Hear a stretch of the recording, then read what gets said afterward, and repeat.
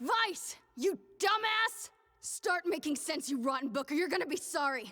Maybe I'll rip your pages out one by one, or maybe I'll put you in the goddamn furnace. How can someone with such a big smart brain get hypnotized like a little bitch, huh? Oh, Shadow Lord, I love you, Shadow Lord. Come over here and give Vice a big sloppy kiss, Shadow Lord. Now pull your head out of your goddamn ass and start fucking helping us!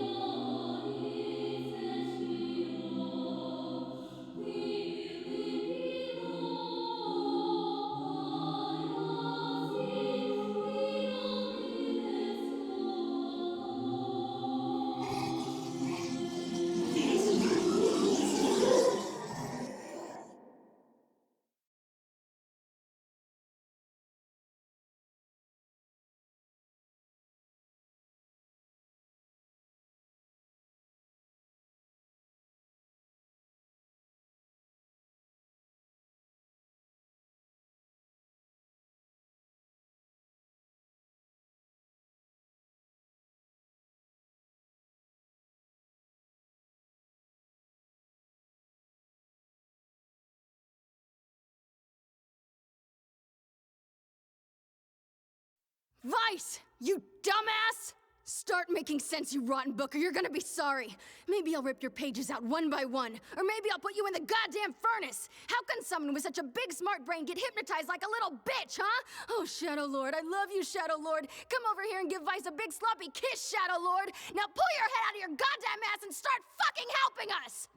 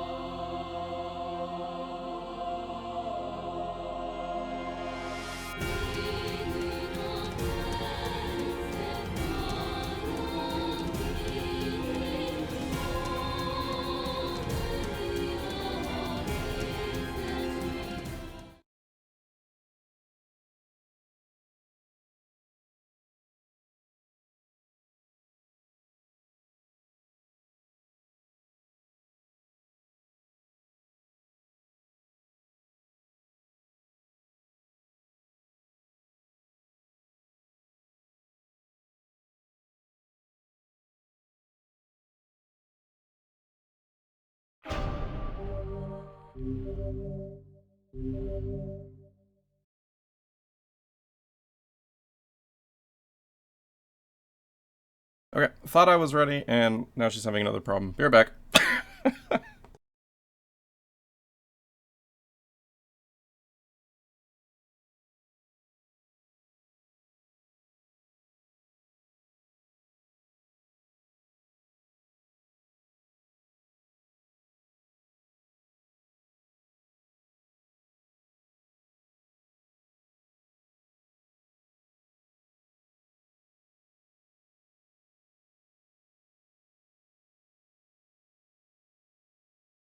Okay, I think all life-altering problems have been resolved. Maybe.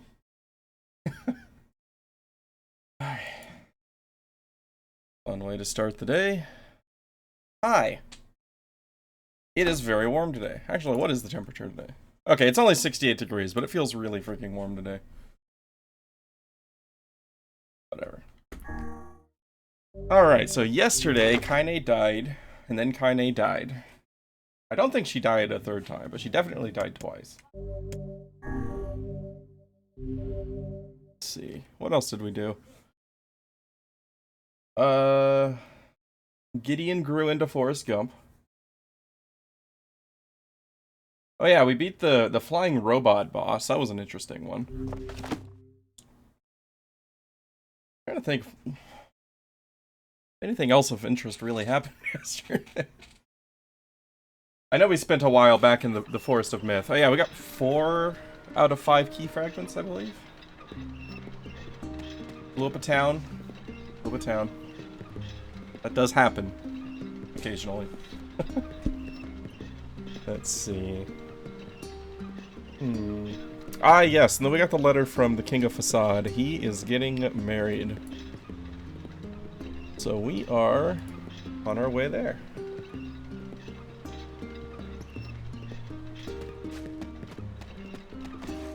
Probably killed some shades. I don't think we killed any shades. I'm pretty sure yesterday was shadeless %.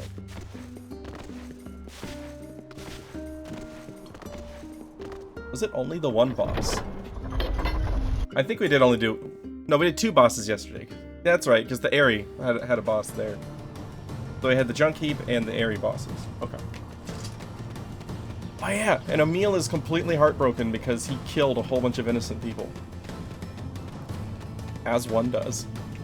I don't know why he's so upset about it. It just happens all the time. Oh no, I mentioned that. That was the Forest of Myth. that was a good chunk. Ooh, more silver, nice. Oh right, we got the Iron Will Great Sword, which I can't use because it 1 attack per minute. Text. I suppose that does count as a boss. My throat considers it a boss, that's for sure. Whoa, hi, Kaine. Where did you come from?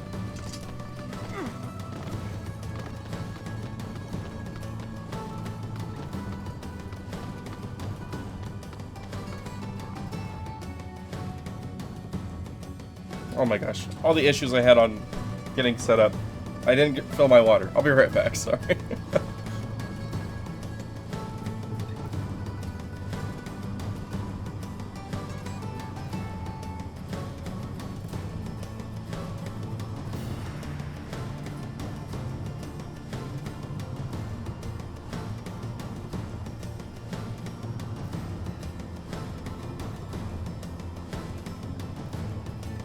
And the shrine. Oh, right, yeah. We had the statue, too.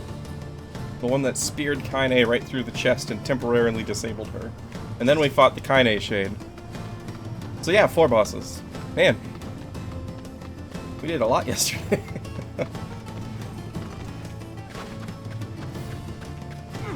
Over this way, anyway.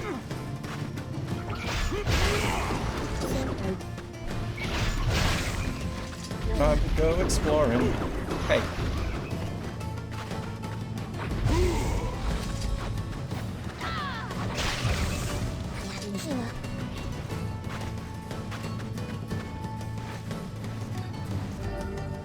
More clay. Found Clay Aiken in the middle of the desert.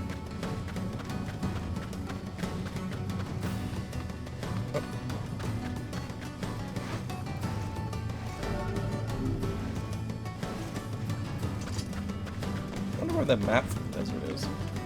Probably in the shop at Facade.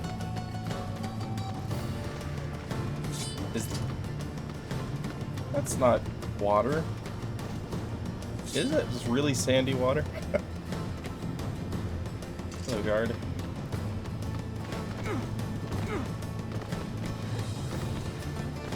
I honestly didn't even think.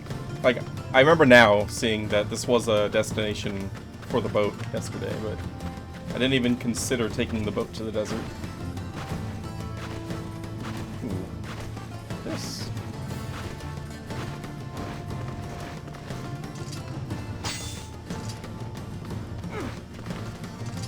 Interesting.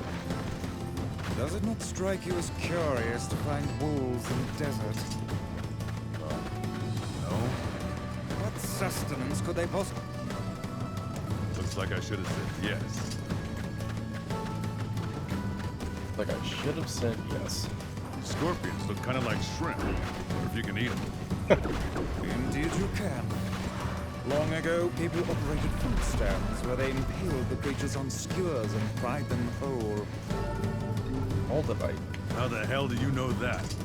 Who can say? I do not know. Some portions of the past are inexplicably clear in my memory. Whatever, Gramps. Gramps. What was that, hussy? The way he says hussy is so good.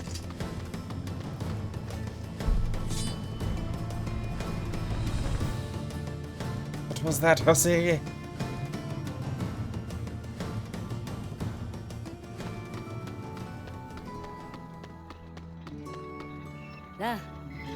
You like flowers. Why? You want me to join a cult? Oh no, I just enjoy flowers. There are so few out here in the desert. My dream is to find some flower seeds and turn this desert into a beautiful garden. Trying to collect pink moonflower seed. It'd be great if I could get 10 of them. I'm sure I could find those. If I can track them down, they're all yours. Really? Oh, thank you. Let's see, where was the shops? Where are the shops? I was gonna say where was the shop, and then remembered there are multiple shops, and then my terminology flew out the window and English failed. I need an axle and some paddle boards. You got anything like that? No, but if you bring me iron ore and logs, I'll probably construct what you need. That works. How much do you need? I think 10 of each should suffice. Okay, I'll be back in a bit. I might already have that. 10 iron, oh, no, logs? I don't have logs. Can I write you 10 notes? Call those logs. 80. Yeah, rip that one. The masked people live for the rules, and so I watch the quicksand as I always have. And as I always will. Can I jump across this? Nice. Very graceful drop right there. Oh! A little further than I meant to go, though. Where am I now? Oh, map.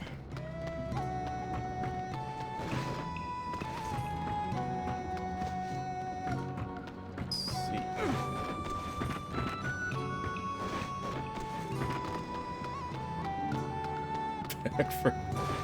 That's the best way to enter quicksand. As per rule, oh hello, you need some food. They seem to have given up on their rules a bit. I don't think I need it. Sorry, I don't have much. It's fine.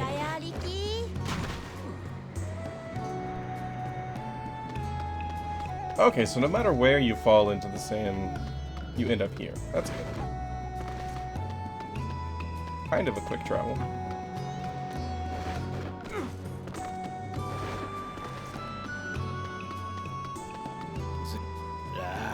As per rule, oh hi there, you need some weapons.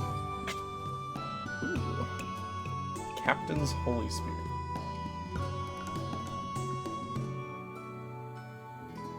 It's heavy. I wonder if it's slower. Does in fact fall into the sand on purpose? I had a funny feeling. Earthworm's Claw.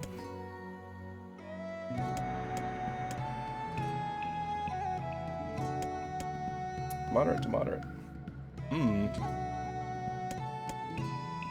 I don't see any reason not to get the Phoenix Spear. Wait, what do I currently have? Sunrise. Yeah, let's get that Phoenix Spear, baby.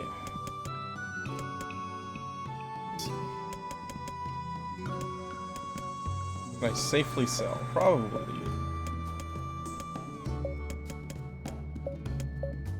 These are all really easy to get more of. Like what, 32? Yeah, 32.4. How often am I going to use this? Probably more often now that I've been speedrunning. There was a time where I would never use this recovery potion. And so it would be worth selling. These days, it's probably worth holding on. Mysterious sword. Oh, I need the large gears.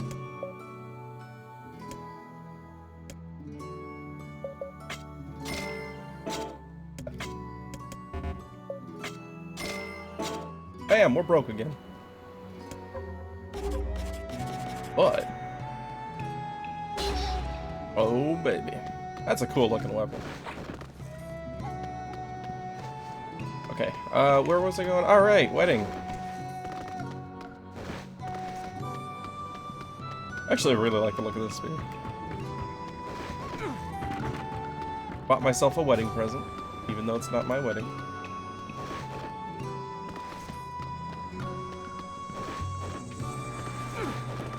Nice. Enter the king's mansion. Hell yeah.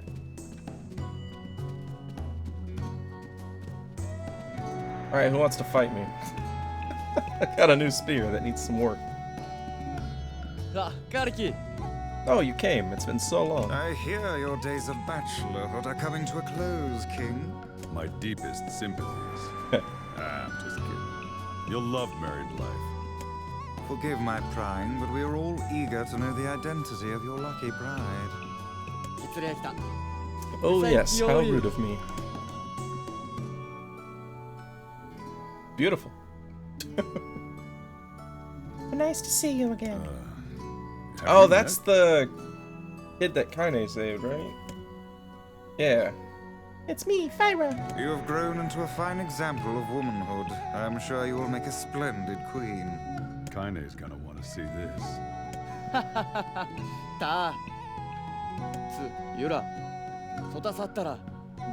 But I am truly glad to see you all. Did you know that my bride threatened to boycott the ceremony if you did not come? Ah, are you Emil? Pleased to make your acquaintance. Congratulations on your wedding. Thank you. I'm sorry Kaine's not here, but Let me guess, she's outside, right? What nonsense. The girl knows she's welcome here. And now I insist that you stay with me tonight as honored guests of the royal family. How can we refuse?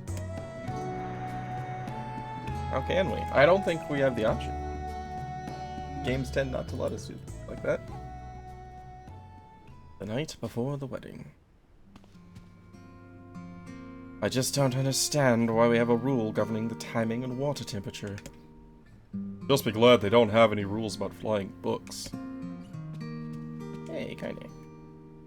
Kaine? What is wrong? I don't like this. Weddings are festive occasions, you know. Should I even be here? Perhaps you could slip a few profanities into the ceremony so you feel more at home. Shut up, asshole. It was a serious question. The city runs on rules, not prejudice. And besides, the queen owes you her life. You're going to be fine. Don't worry about it. Yeah, I guess. Will you at least procure a new set of lingerie for the festivities? Some spring colors, perhaps? Keep talking, Vice.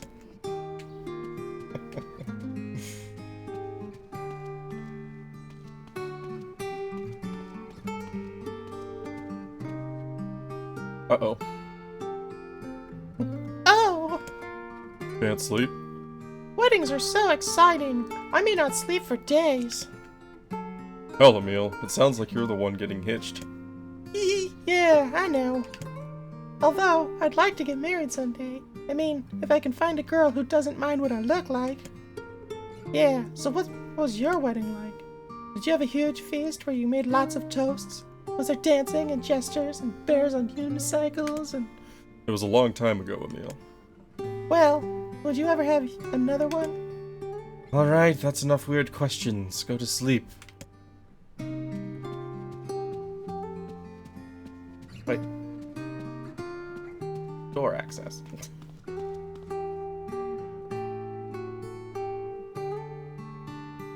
I think it's an important question. NieR停滞 The harvest was weak again this year, and the people are beginning to go hungry. ゼルガント And our quarrel with the wolves has 続いている taken a turn for the worse. カイザムとき The て duties of a king are overwhelming. In truth, I feel somewhat guilty about holding a festival to celebrate my wedding. Finding light in the bad times is the mark of a true leader. I couldn't have spoken better myself. Your people deserve a moment of rest and celebration. こうだな I guess that's true. And a man works better when he has something, or someone to fight for. Trust me, this is a subject I know well. We should アル make テ that ルア a ッ rule. チさっただ対決闘争 How's it going, Diamond? FF5 is fun because it's fun.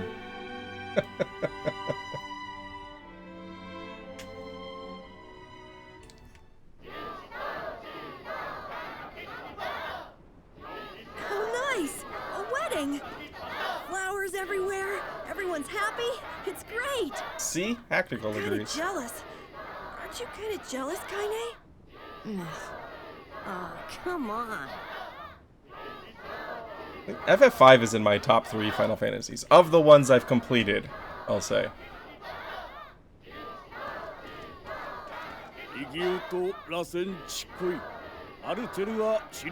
Thus, in front of these beloved guests and for Rule 904, I hereby request that you seal your union with a kiss. さ照れるた言う This と sort of thing's always hard for me. What, kissing? Well, that's because you have a mask on.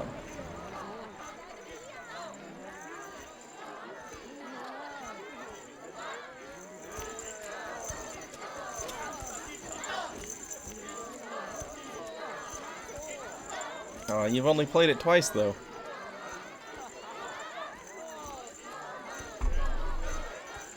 How did he kiss her, anyway?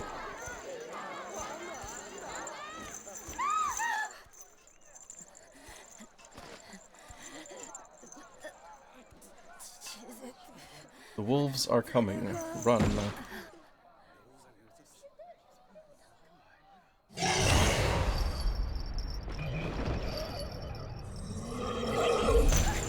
They weren't wrong. Vera! The wolves are coming. A little more accurate than I anticipated. That wolf is a shade.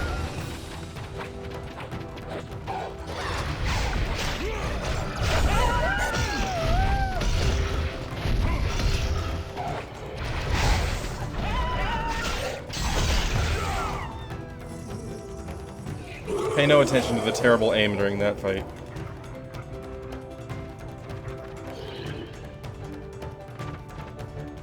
Oh, this game's great. I've been enjoying every part of this game, although my decision to do voice acting where it's missing has bit me in the butt a couple of times. さしろ決戦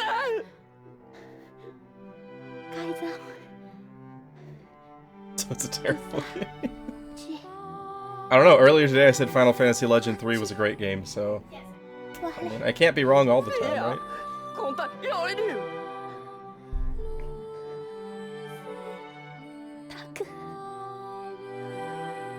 Well... Fire is dead.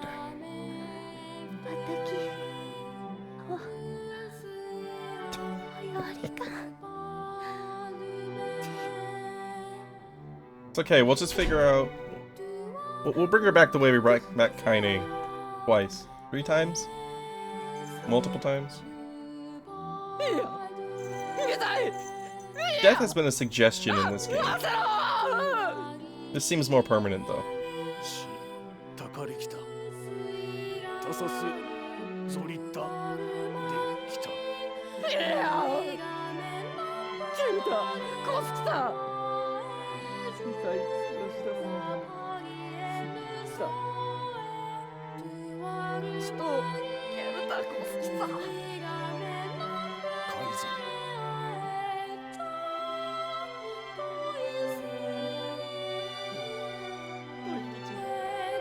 Man, they just bring this character back and then they're like, and we're gonna rip your heart out now. ぐっとより打ってやはりコスキさん Have we tried rubbing an herb on it? インコゼルガーゼシ I would rethink this course of action, King. Ahead lies a battle you cannot win. They're just wolves. カイゼムより ダフリア出せ Well, and a shade. ザルスゼルガーザルスンだゾルキアール Nice shaky cam. What the hell? オラリキタゴ That seemed unnecessary.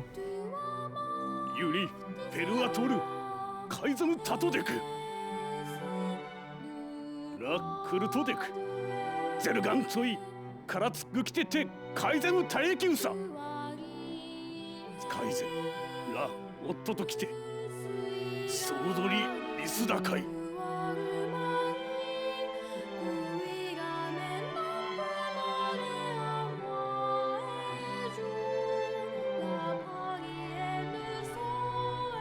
Worst wedding ever.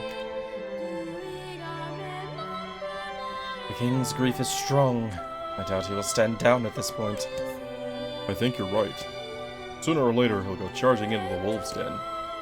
Will you let him go by himself? Of course not. Then we must prepare for the fight. I already did! I bought the spear. I'm ready for this fight. It will not be an easy one. I know. Give me Wolf Quest. I am ready to go murder some wolves. See? Jumping for joy. Pure excitement.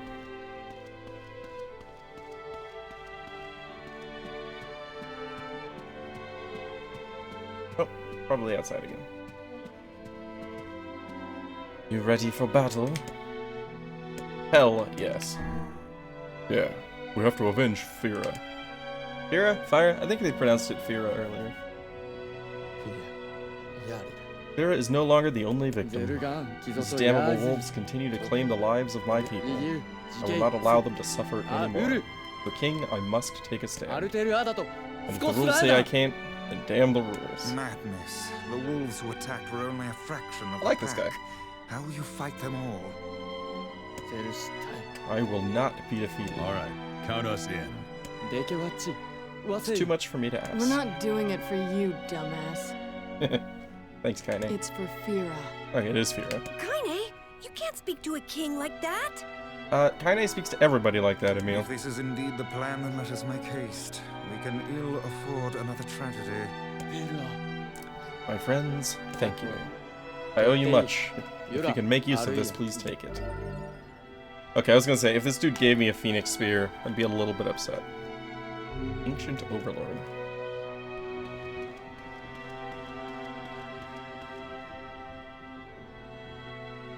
Kaizamu Akora.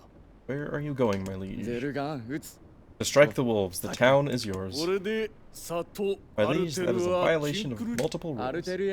Would those rules keep Fira from dying? No, my lord. What did Fira ever do? She was so close to knowing happiness. Then she had it taken from her. Yes, my lord. Was it Fira's fault that she was so frail? No, my lord. Then get out of my way! I cannot, my lord. Oh, I can kill them if you need me to. You are behaving like a fool. Or young, so young. How dare you! And he got angry quick.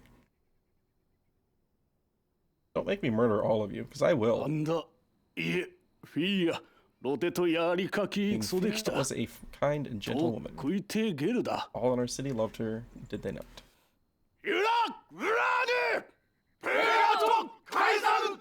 Alright. This one's moving on its own, so I'm not gonna. 愛想 We are 愛さうで We are チレセキタとトラゼルガンでアンダーゼルガンヤーイズガッチクルソーカイザーゼスタルペラ老体リスラ関係かけてしたすわれ We're getting in an army for this fight? エルトチギサンテキタアルム浮きわせんクユリエ押してイルタチエクグギリスアーガイカイザムより生き落ちずテクゴユラカイザムチゼストズイわくれたしよりよこうだたより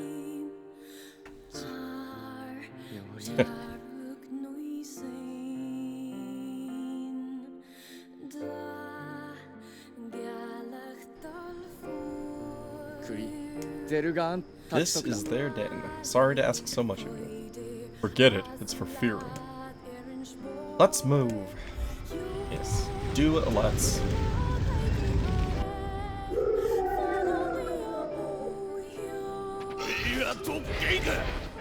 Oh, I was expecting to go like through an actual dungeon. Oh, sure. Just jump right into a shade wolf fight. The wolves appear to be targeting the king.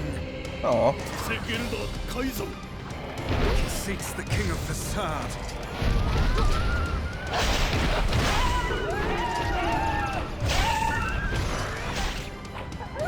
This spear is amazing.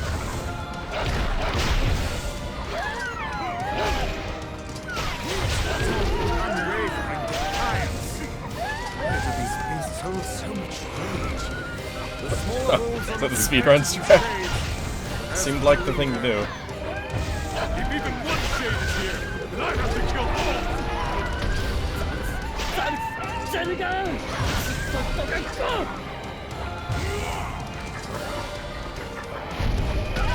Oh, that was a good King fight. is in danger. I'll guard the king. But the Bureau would want. You must worry about protecting more than yourself in this battle.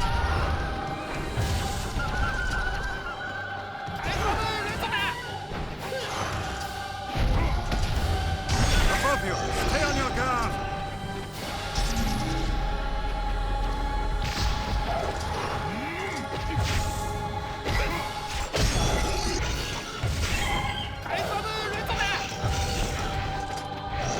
Get back here. It's an evasive little bastard. ゼルガンと改造し攻撃セット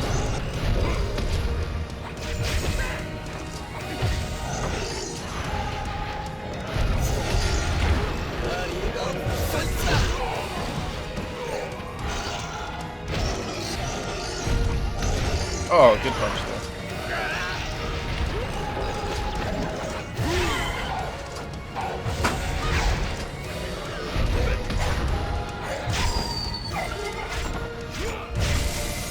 Bam. Yeah, I can imagine that was frustrating to land a hit on. Like, that's one of those fights that requires a little bit more camera control than you actually have. It wasn't god-awful. It definitely didn't feel as stable, I guess, as the other bosses have been. Word beast die. We cannot know peace as long as you draw breath. 絶対値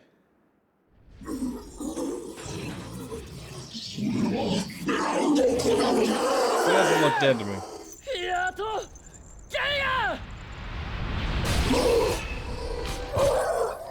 Okay, now that seems deadish.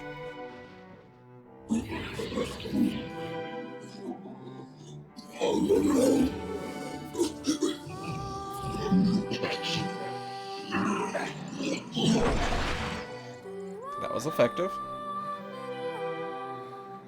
Right through the eye. Jeez.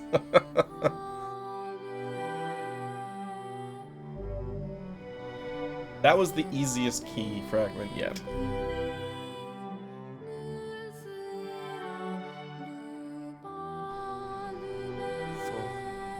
She had no voice and no family. She was placed into indentured servitude, where she toiled without rest day after day. And just as her future was looking bright, I believe that young Fira was perfectly content with the life she had. she was? Of course. Does this not sound like what she would say to you? She was terribly proud of her king. And now you must do all that you can to honor her memory. I'll do my best. I swear it. I'm sorry. We need to be alone right now. King isn't allowed to shed tears in front of others. Is that another infernal rule? People of the mask live and die by our rules. Sometimes we even break them.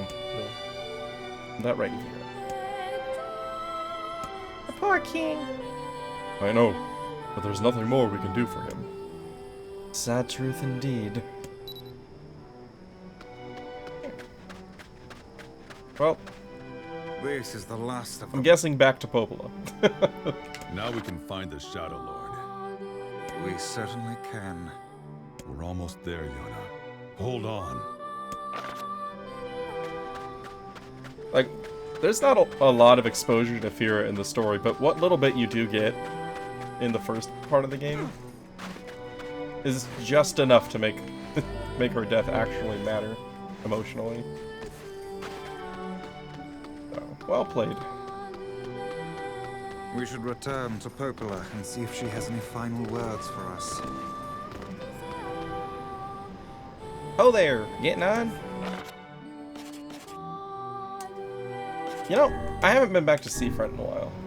Let's see if we can find fishing tip number 2. Gotta be here somewhere, right? Oh no! For a second I thought that was it.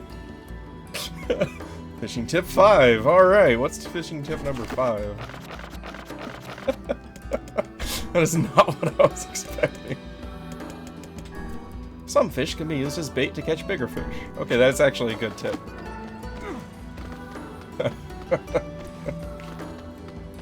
Oh man. That was amazing.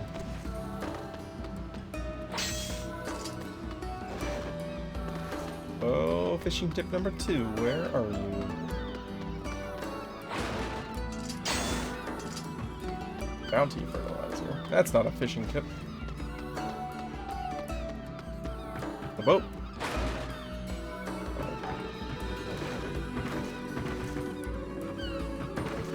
Any of you seen a fishing tip around here?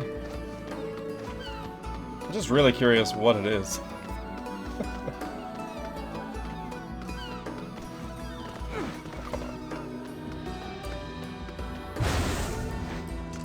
Hey, for your...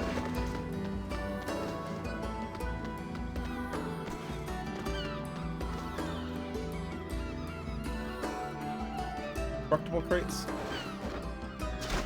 Probably not, based on that.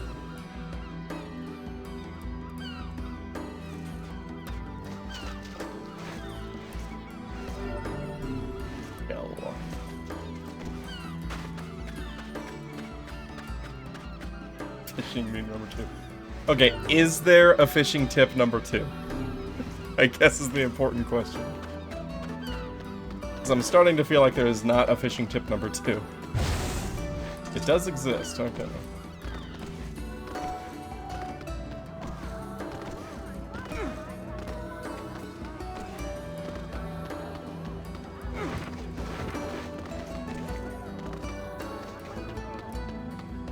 Hello, dearie. Fish miner. Well, hello. Materials, okay. That. Okay, I can buy moldavite here. Cool. I don't know what it's for, but I have one that I can sell for 3,500. At least I know I have an option for getting it back if I do decide to sell one.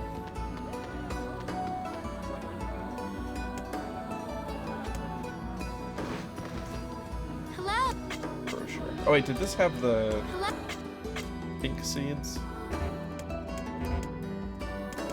No pink moonflower. Dang it. Let's check to the beach here. Check to the beach. I don't know what that means. Oh hell yeah, empty bottle. We'll put some bugs in there and generate infinite money.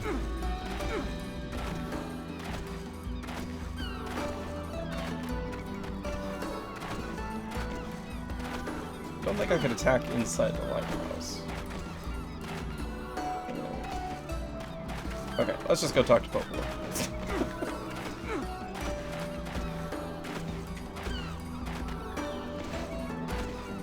Back roll all the way.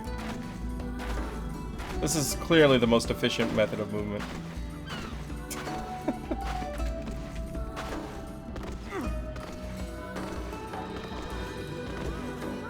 Papa NieR belongs in a circus with moves like that. Wait, boat.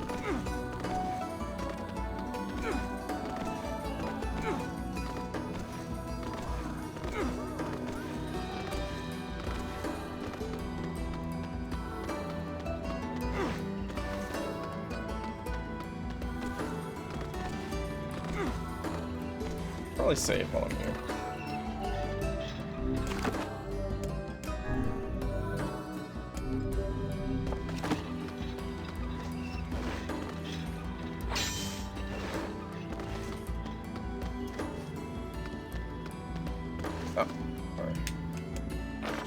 Back to the village. Time to go see Popola.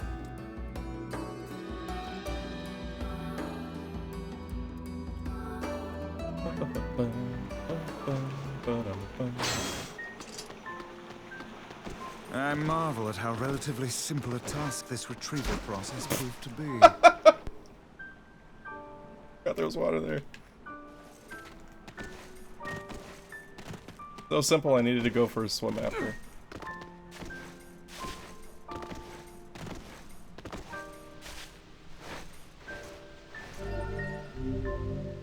Aw. Oliver.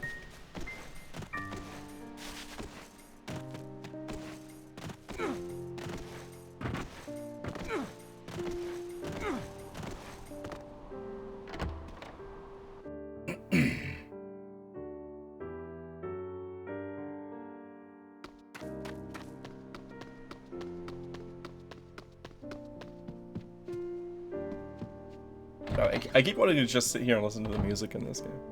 Oh! Are both of the ladies here. You're really gonna do it? The whole village is buzzing. They say you're gonna rescue Yona. It's true. This is my final journey. Hard to believe this is the end. I'll bring her back. I promise. About that. What? Nothing. Never mind. Popola just loves to worry. Anyway, you be careful. Yes, do be careful. I will.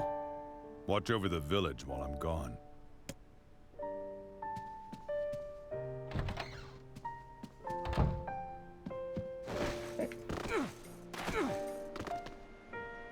I was prepping my throat for the voice acting there, and then the game saved me from myself, so thank you, game.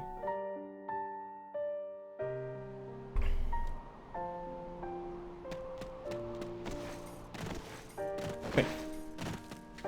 I don't care if it's a trap. I'm going. That sounds like something you'd say.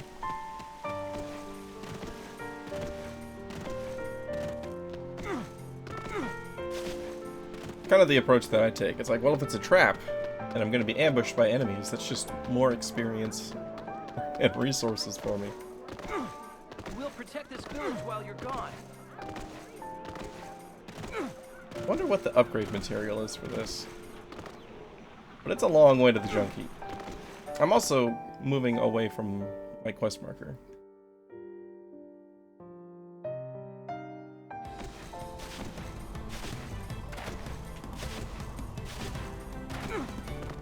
What's that? I could have sworn I saw something destructible in the corner. Guess not. Must have been the coloration on the rock wall.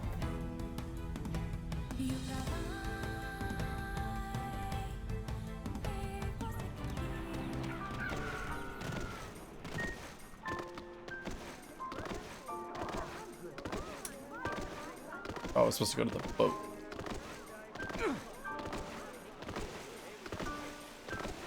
Oh. You want to go play somewhere?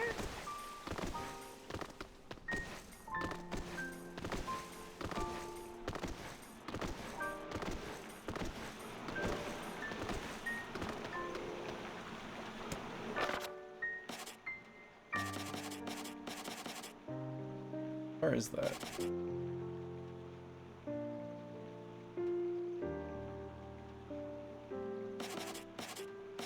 Wait. What?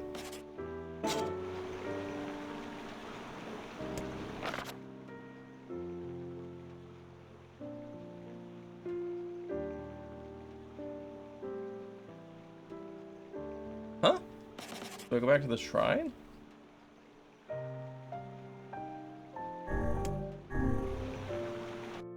I'm pretty sure the X on the map was at the village.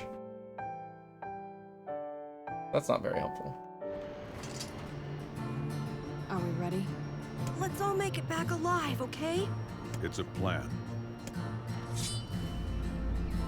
Well, seems correct. Let's go.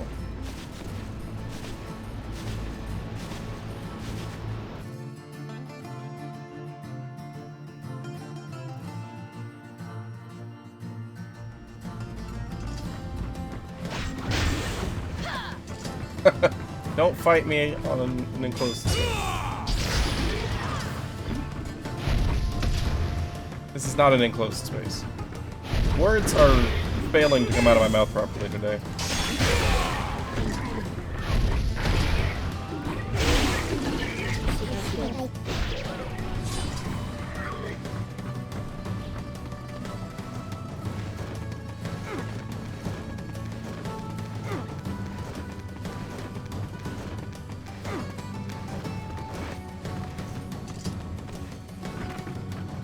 What are you?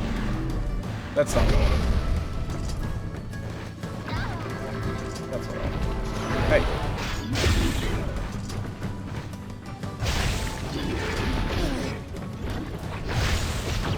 The damage on this spear is nuts.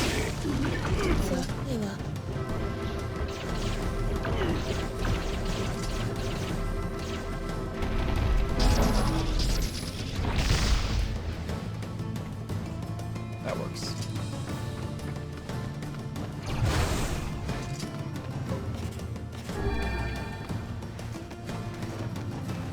And we're back to the ladder of the century.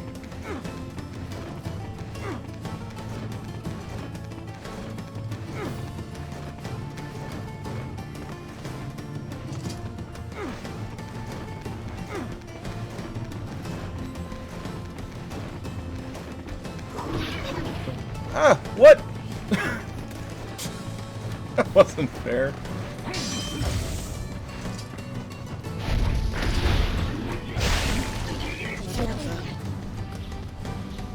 Yeah. I feel like I was lucky to re-grab the re-grab the ladder there.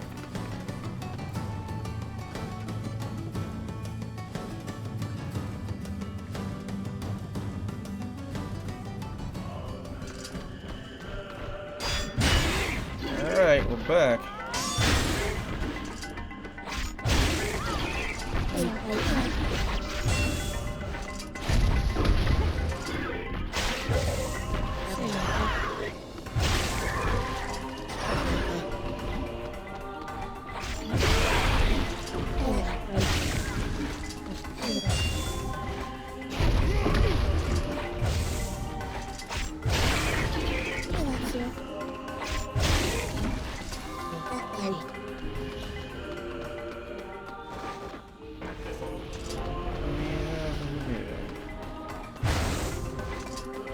Oh, more herb.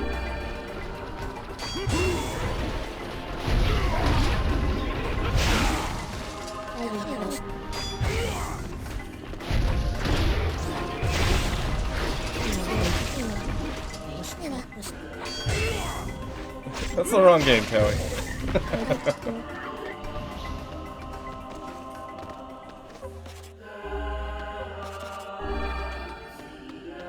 You're thinking of NieR Quest 5.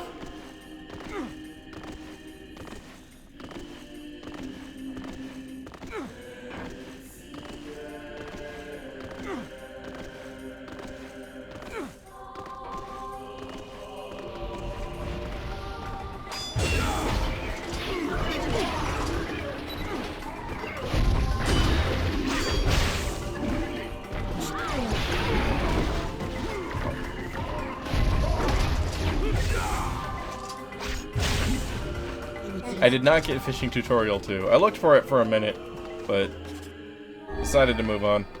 I found Fishing Tutorial 5, though.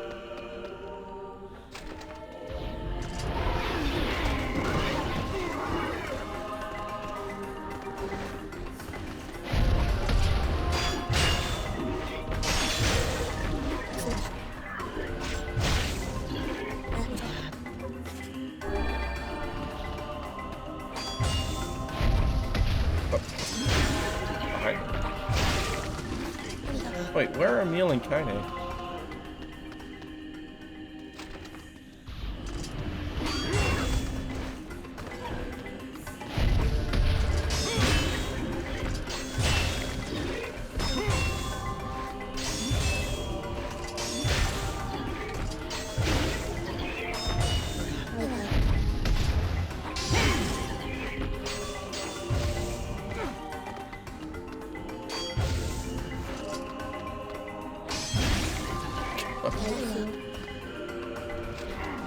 Oh, well, there's Emil.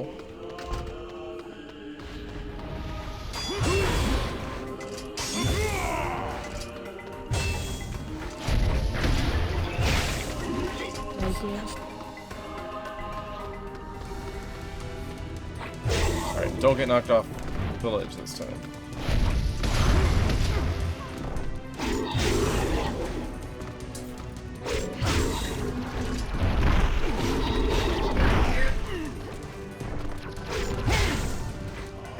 Elaborate mission.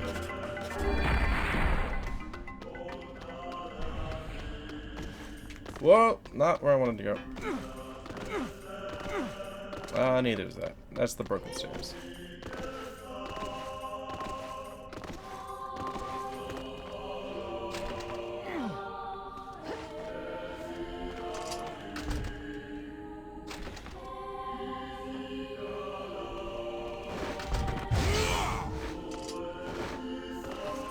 If that box had Fishing Tutorial 2 in it, that would have been fantastic.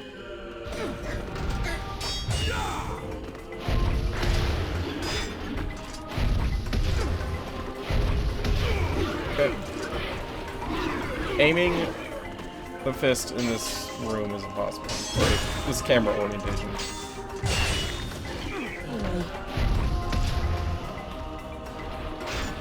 I disagree that those do not hit them.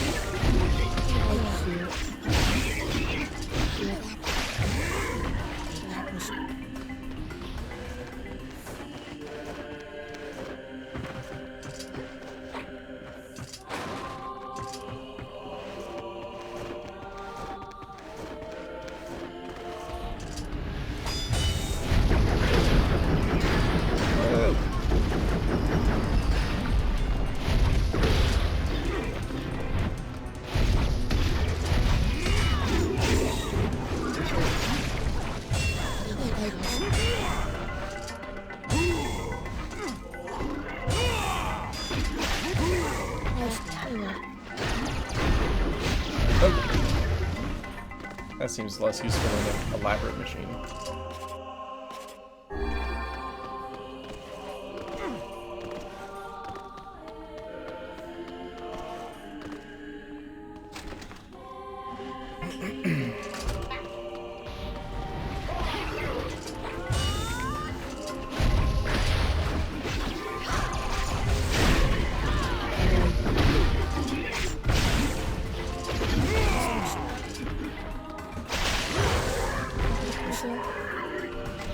God, the sphere is so good. Thank you.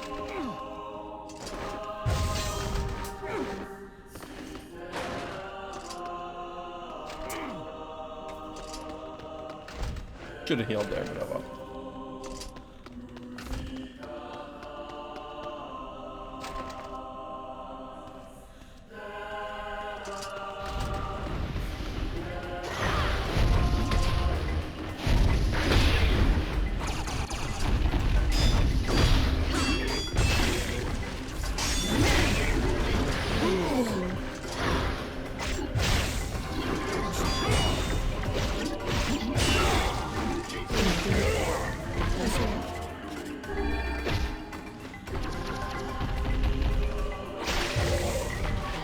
you.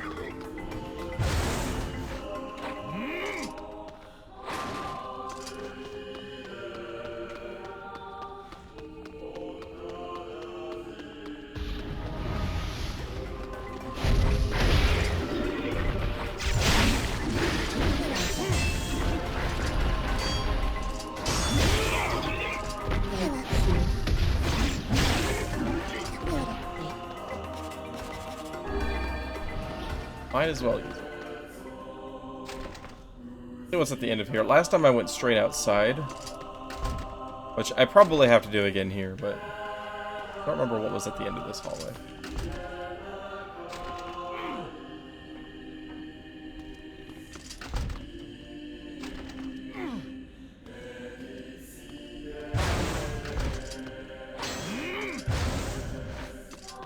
Nothing.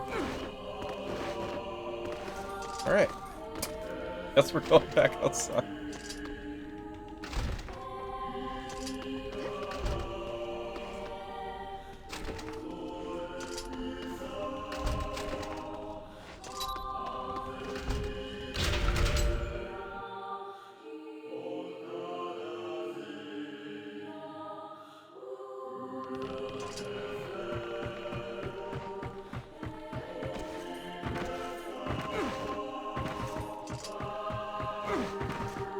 Okay, this time I'm making the jump. First try. Almost missed that. Hi, Nate. Stop it.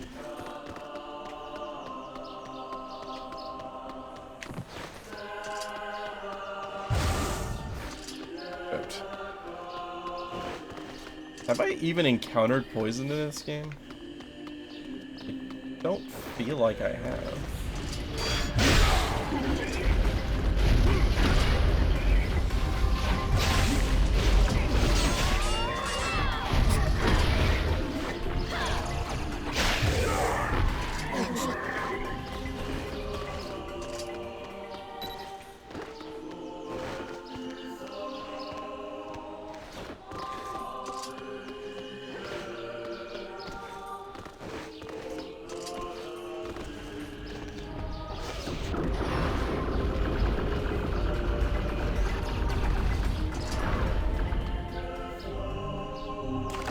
Poisoned once. Huh, don't remember it.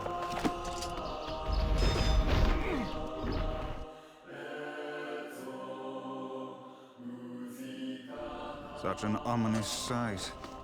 And yet I find it strangely nostalgic. Yeah. This is where Vice and I first met. Let the dialogue finish. It's gonna give me that kind of This is warning. where you used to live, Vice? Well, yes, I suppose. In a technical sense. Pretty nice digs for a floating magazine. At least it was free from annoying hussies like yourself. I feel like he was really, really excited that he got to say hussy a lot in this game. And now the path is open.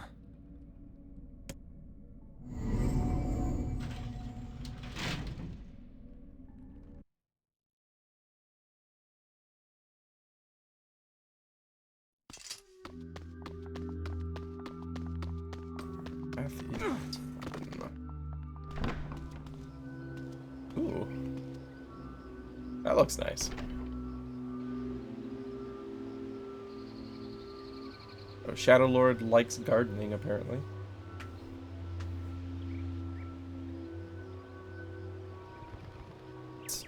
What? Did that?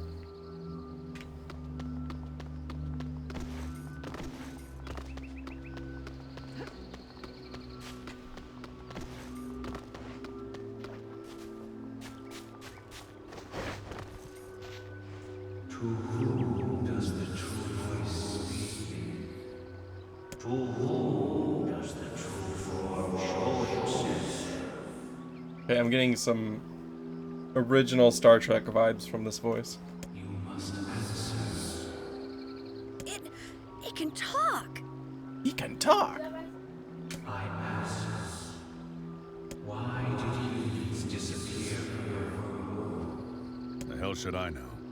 Patience. I believe this is some manner of password.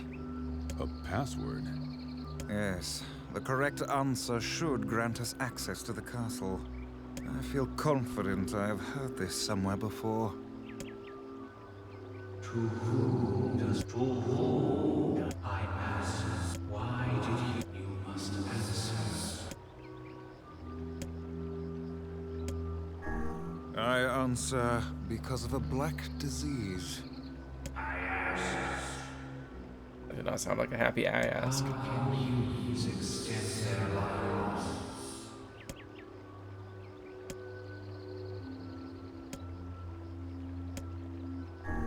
I answer by acquiring leaves of a sacred tree. Is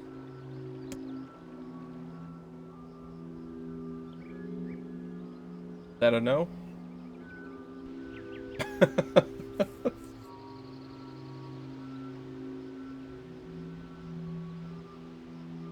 I'm gonna assume that was a no, since we just got reset.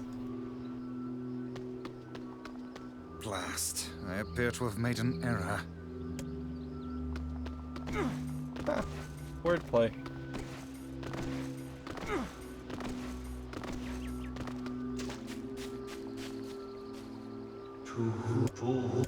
Why did you must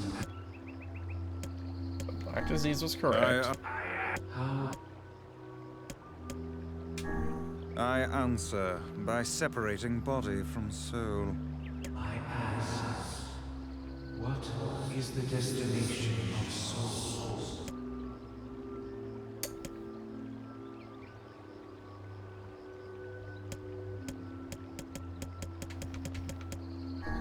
I answer they are placed in their corresponding shells. Very well. Good guess. You are acknowledged as master. You may enter. Well then, seems the way is open. Oh, new weapon. Phoenix sword. Oh. Is it as slow as the other one? Yeah. Okay, back to the speed.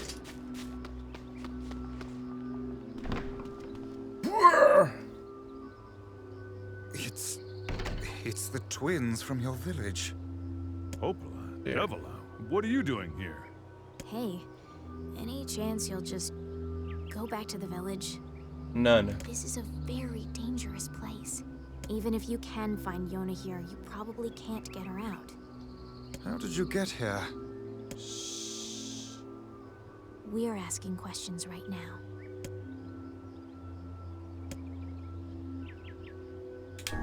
No dice, huh? Well, I guess we don't have a choice. No, I suppose not. How sad. Sad.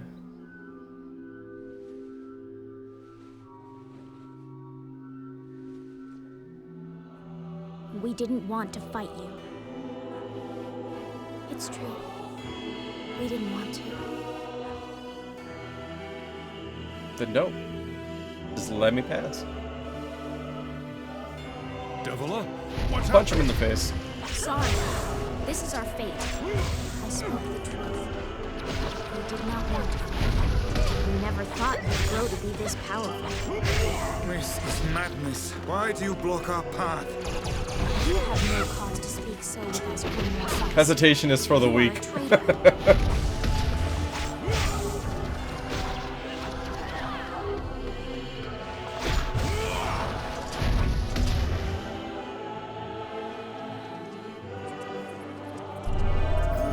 What now?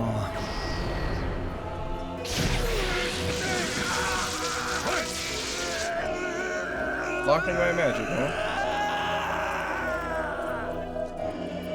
It's fine. I got a spear. They copied my paws. Oh, copied it. They can use the sealed verses. Of course we can. The power came from us in the first place. We simply learned a small portion. Guys, are you all right? Devila, Popola, why are you doing this? Why are you siding with the Shades? That's how you punch.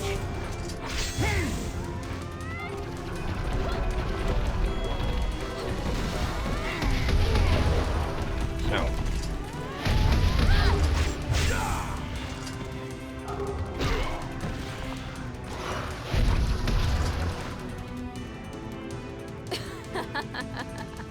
Why? The answer to every riddle lies within the heart of the Shadow Lord. The Shadow Lord? You've been on his side this whole time? You must search for that answer yourself. You've got to face your own truth now.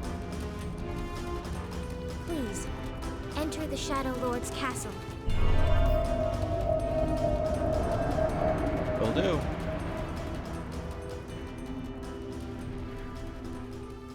Interesting. Shadow Lord's castle. Devil Oh, and baby. Popa are fighting us. Yes, they do seem to be putting us through a great deal of Nice. You all right there? How odd. For long years, my mind and tongue have been my greatest assets. But now the latter seems to be here. Weiss? Don't look at me like that. I am Grimoire Weiss. I am perfectly Surely this won't be a problem. I think I hear a waltz. It'll be fun.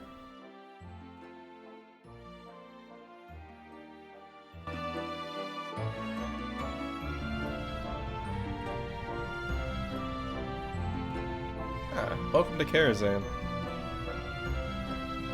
There's an old memory.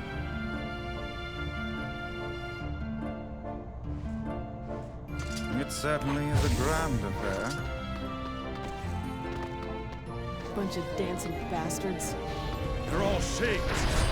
Of course there's Shades. Why wouldn't there be Shades?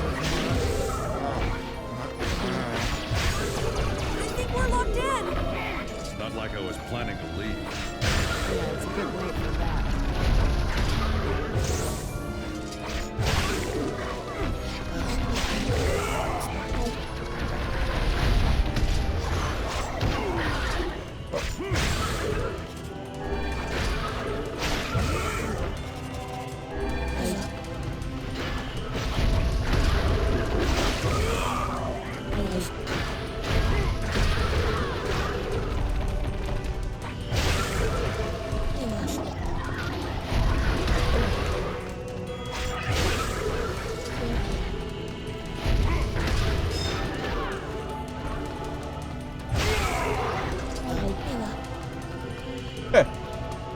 Right after using a strength drop, it's like, here, have another one. Ululath. Armor break plus 30%. Wouldn't mind a 30% attack power.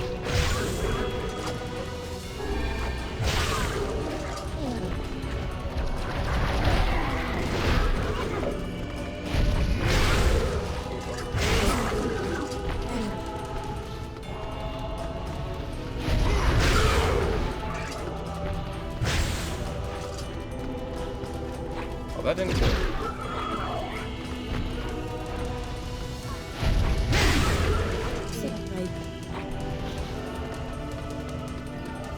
Flashy hat. Why can't I wear the flashy hat?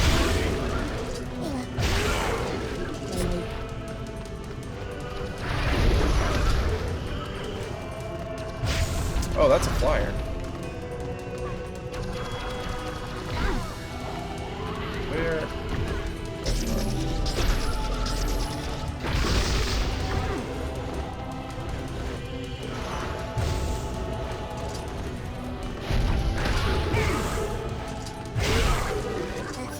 Damn it! They won't stop coming. Oh, yes. Open the they next will. door. Cover me. Oh, I do love a good Oh, Vice. Having trouble. Knock it off, Weiss. Oh, right. Protect the hussy, yes. Good plan, let's go. Protect Oh, got Tiny it. for Nice. us. Knockback resistance.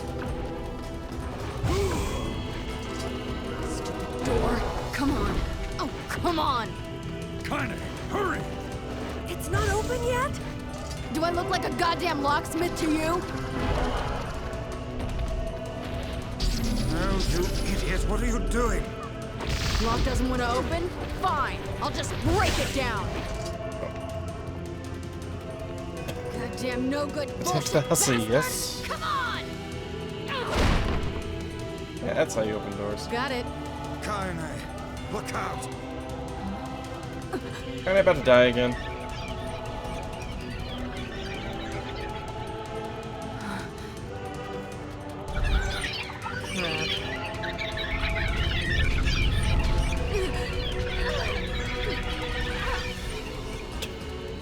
You're crying or laughing?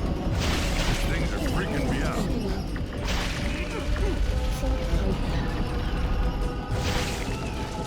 We need to help Kaine! Kaine, what's wrong? We need to help Kaine! Yeah, I got it, Emil.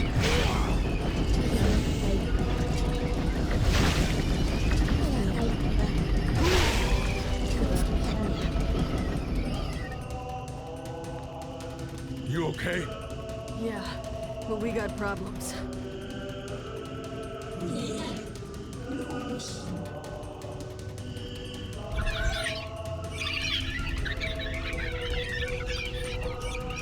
Getting flashbacks from Neo-Chu.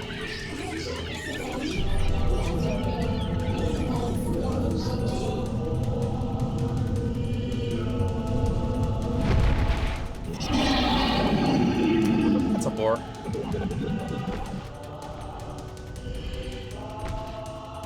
A big boar. This asshole. A little on the agile side.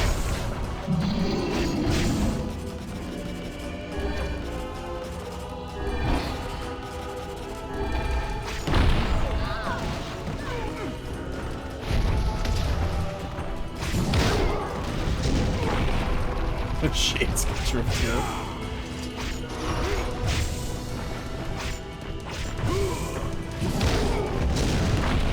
It seems to lose some control when it charges. How should I... Got it.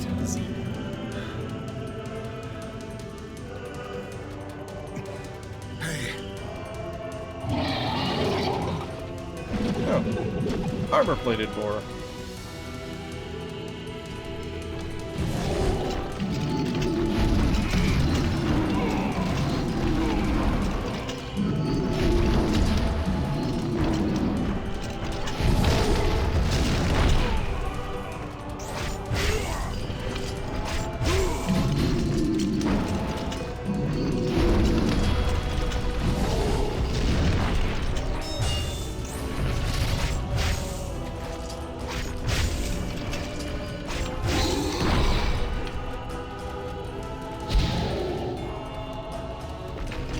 Now both? Can we even hurt this This thing? one again.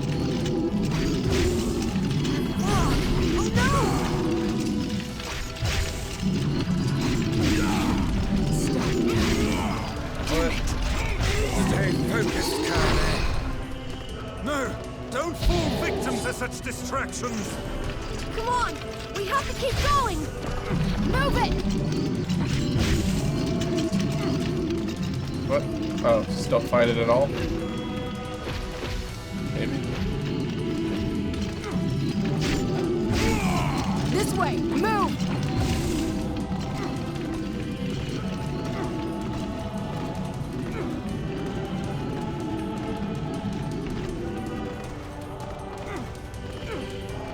Up here! Hey, that locks. How dare I pass crates without shattering them? Dragoon Lance. That's sad.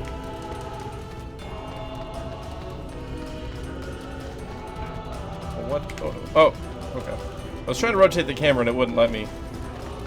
Would have saved me from nearly walking off a cliff. Oh dear.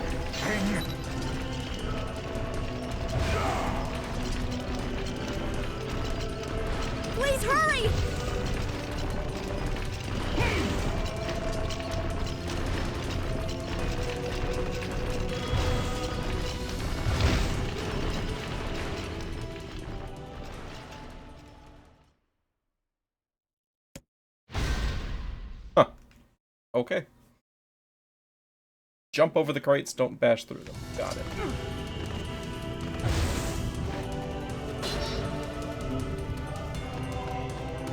Up here!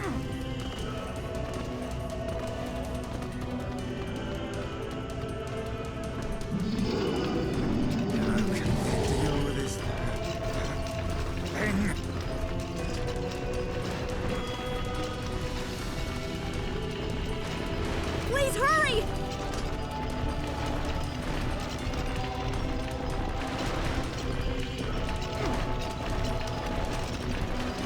Uh-oh.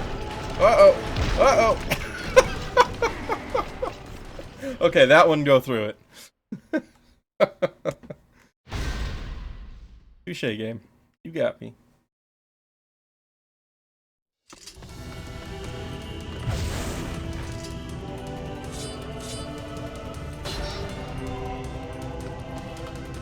Up here!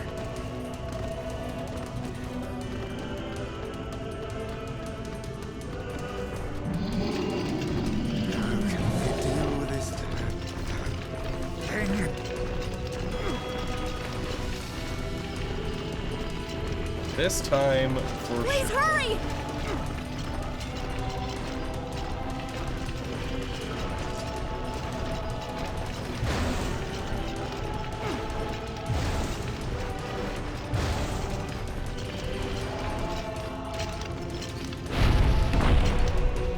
Easy. No problems. Damn it, I can't get it open! Can't get harder. Attack incoming! Strike the beast while it's down.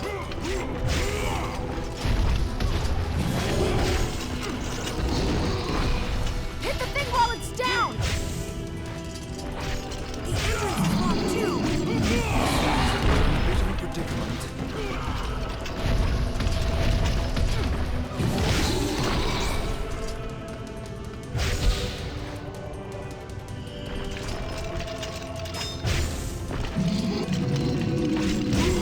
Kaine, kick the door, please. Don't seem to be helping me.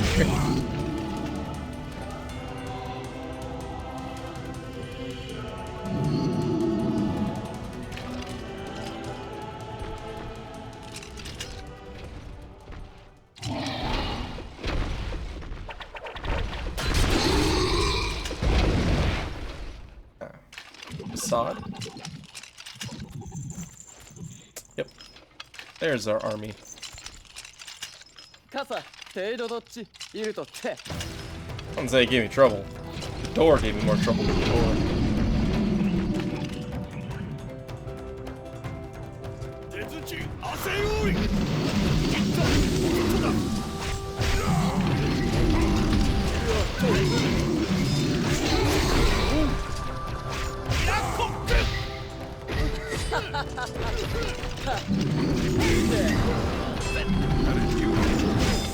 サルとシータアイザムとフレッドいやラストで参戦タイム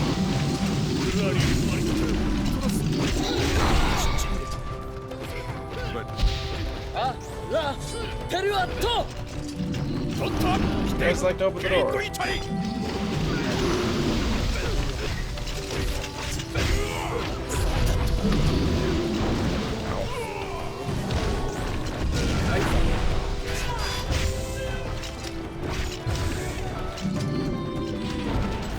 That's promising. Door's open. Hey, stop! Let me go! Stop it! King! ギ後でやりづらさあこ No! Open the door! You can't Oh, they'll fight be them on your fine. own! サラ It's just a board. 大田沖アルタイルトクルトコシイル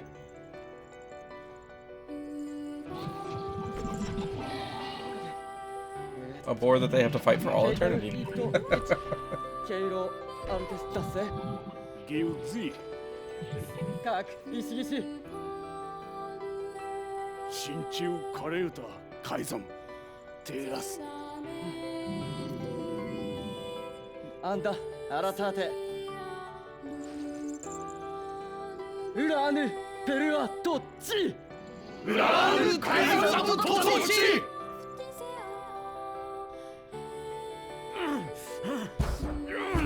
？Open the damn door! They're gonna be fun. Nice. Come on, let's go. Kaine. He's fighting for you, and for Fira. Don't let him die for nothing. My friend. We found Rain.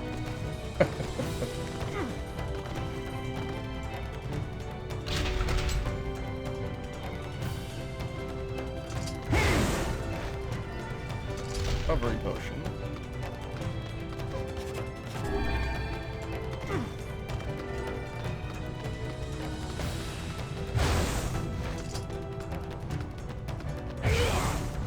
Really loading me up on healing items here.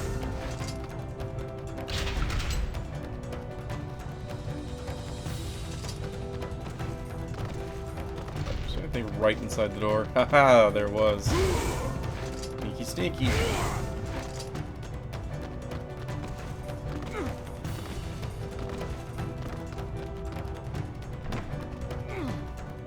Bright light. Now, where's my save point?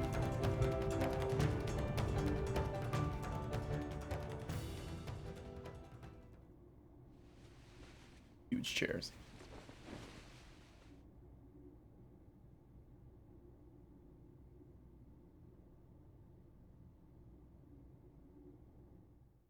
Devila!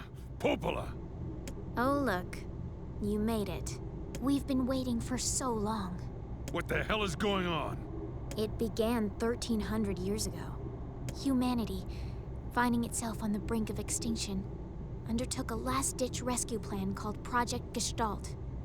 Gestalt? Do you still not remember, Grimoire Weiss? Then let's give you a refresher.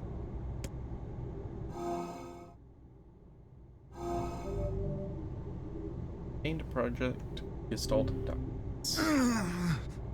Weiss! My mind. I remember. Devila. Popola. You are not human. In fact. Oh no. Yeah, sometimes the truth can be a real bitch. You want to finish that thought for him, sister? All of us, every person standing in this room, are mere shells created by the true humans. You lie! Nope, not this time. You're not human. None of us are. So then humans, I mean the true humans, they're extinct? No, they still live on. You know them as shades. Each shade is a twisted remnant of what was once a human being. Crazy, huh? Now let's skip the part where you stand there with your mouths agape and just get down to business. Wait! Wait!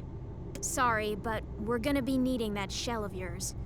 The rightful owner has been waiting for a very long time. Please don't be angry with us. We are only doing our duty. Under the command of the true humans, we live eternally for the sole purpose of controlling others. That's the only reason we exist.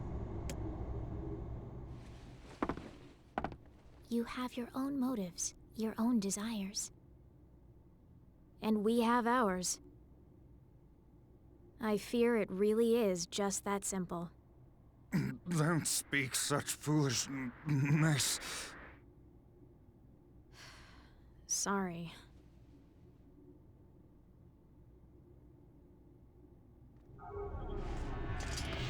Well, at least I have a spear.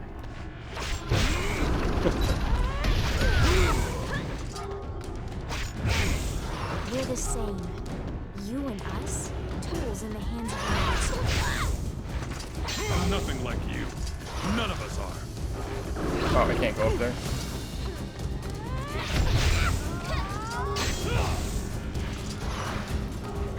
I never hesitate. Unbridled aggression. That's how I operate.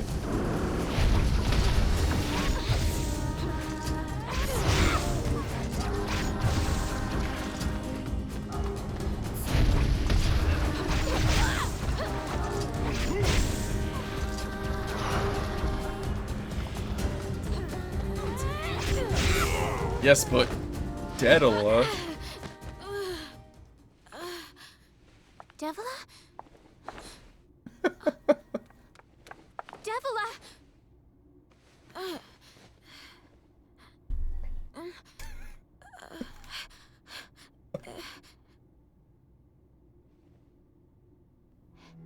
Hey, Popola. You crying? No! Don't die! You know, I understand now why we're twins. It's because we were born without souls. Devila, I can't stop the bleeding. Oh God, I can't stop it. This world is too lonely for one without a soul. There's too much emptiness.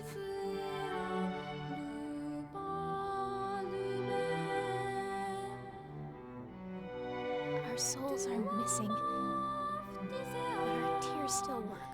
That's kind of weird. Sorry, sis. I love you. Devila! Devila! Don't you go!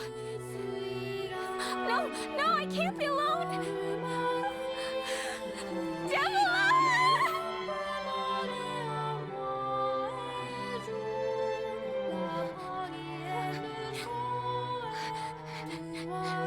Popola. Let's stop this now. Stop. Stop. You want me to stop? You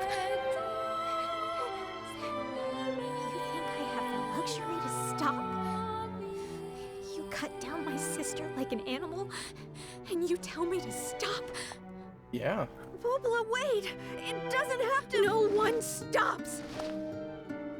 It's way too late to stop! No one stops! Oh, she mad. No hesitate. Popola, we've been friends for so long. Does that mean nothing to you? No! She's aggressive. No stopping. No stopping ever!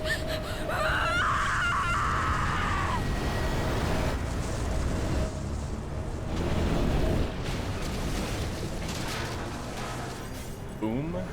The bridge! Blast, we're trapped. I've got an idea.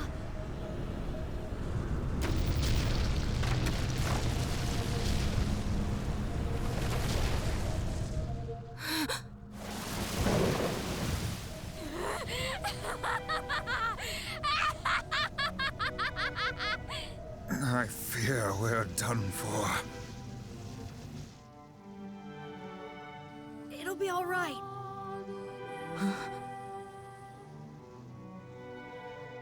You know, when I was young, I hated my eyes. And now that I'm older, I hate what my body has become. But there's something else there now. Something like pride. You know? I mean, without all this, I couldn't have become your friend. Goodbye, my friends. Thank you for everything. Emil.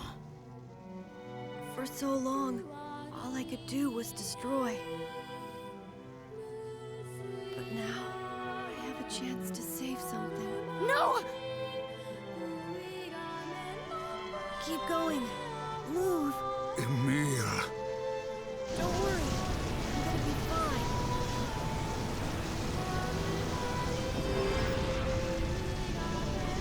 Emil! Emil! Emil! You jackass, get back here! Emil!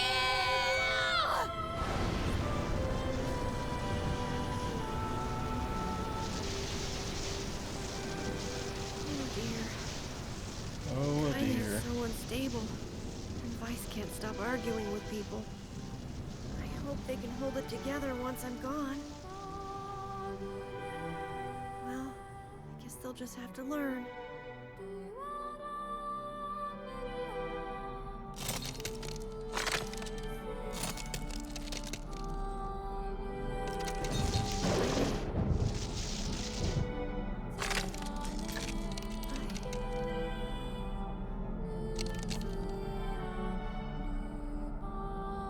I want to see you again. I want to see all of you again. Just one more time.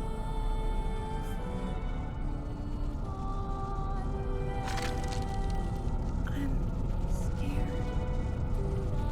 I don't want to.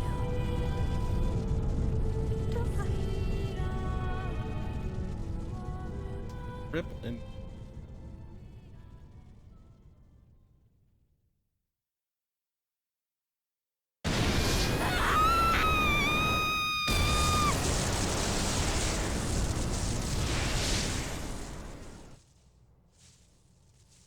that worked.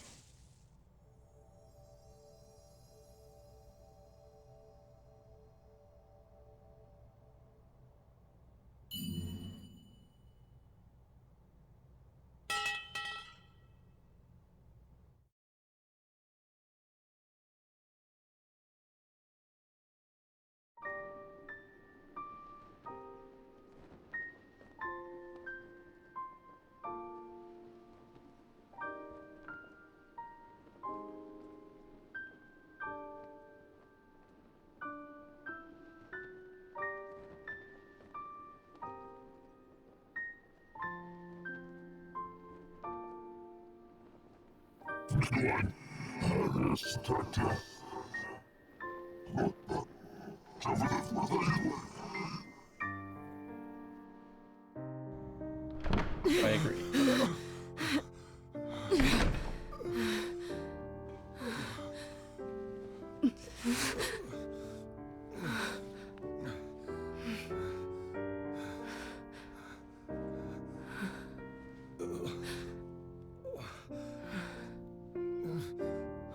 It's like the goal with this game was just to like grab your heart and then just keep squeezing.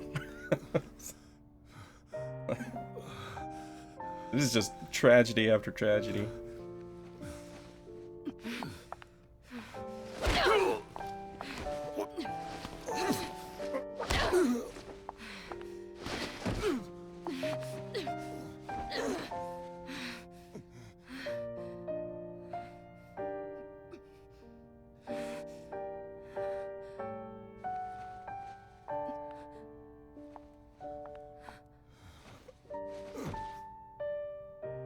Let's go. Oh yeah, I was going to. As soon as I had control again. Sure. Thank you. Because it would be like me to forget that.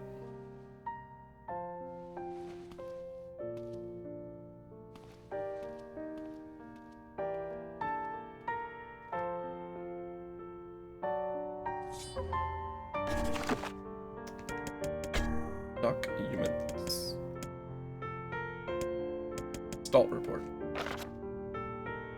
As noted in the previous report, implementation of Gestalt mode can prevent the white chlorination syndrome we recently experienced. Transfer of bodily information to civilization repressed replicants is proceeding as planned, with the genes of the originals safely stored inside.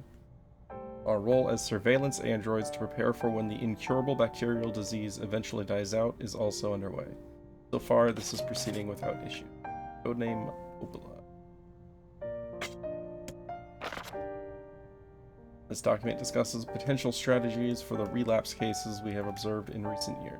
The term relapse, of course, refers to the catastrophic loss of sentience seen in certain gestalts. This syndrome has defied even our most pessimistic initial estimates, and continues to trend upward with disturbing speed. With some relapsed gestalts beginning to attack replicants, there is an urgent need to take comprehensive action. We remain convinced that an unknown technological defect in the gestalt transformation process is responsible for the condition. So far, have been unable to confirm this theory. Research of this condition is now our top priority and looks likely to continue for some time.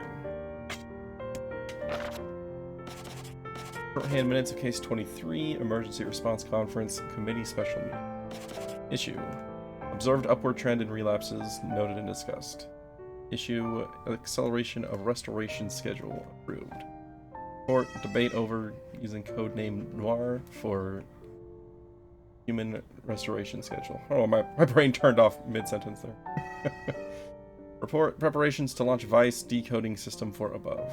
Report: ordered collection of guidance and release code for error alongside Vice launch.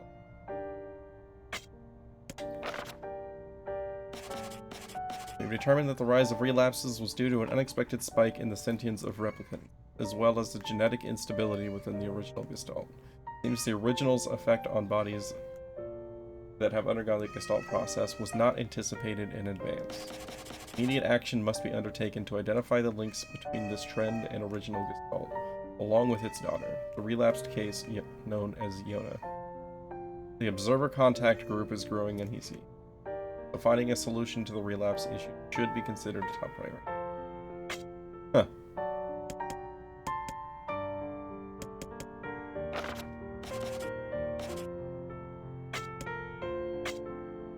Interesting.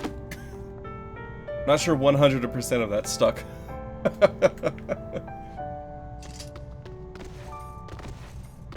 But we are replicants. Yona's a relapse? Hang on. What did it say about relapses again?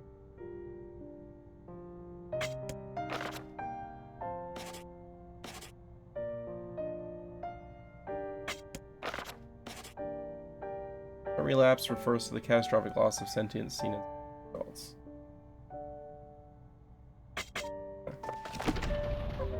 Right. Holy mother! This was not expected.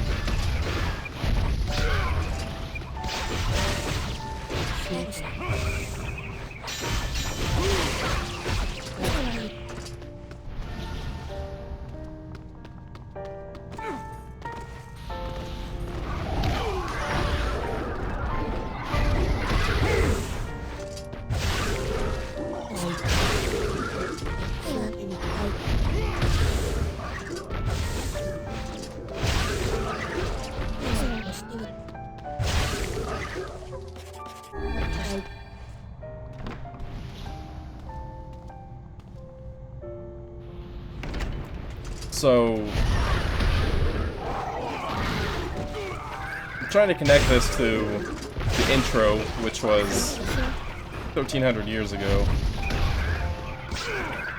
The reason we were able to last this long is because we're not human. And hey, there's that attack power plus 30%. And the reason that Yona's condition never improved over that time is because a relapse of basically failure of technology to operate properly. Could be fishing tutorial too.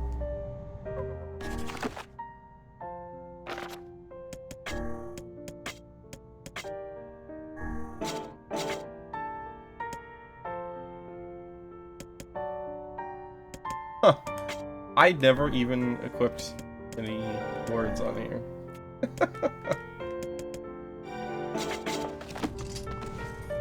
This sphere was dominating just with its base stats. Pretty nuts.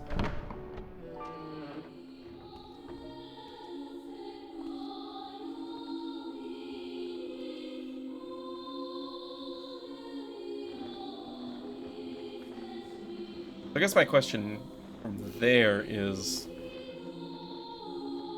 what's the deal with Emil's petrification gaze?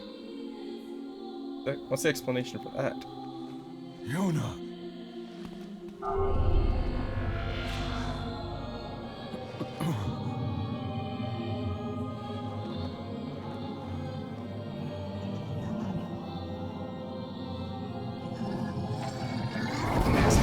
Or to explain all somewhere.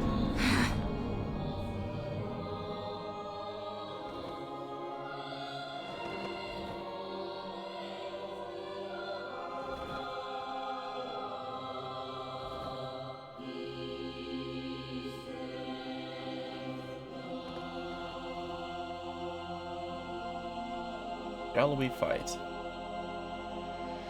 We shall. Strike hard. Hold nothing back. I never hold back. Just ask Devila. Sorry, Hack. How could a mere tool hope to stand against the Shadow Lord? Don't speak in such a manner, fool. I am nothing like you.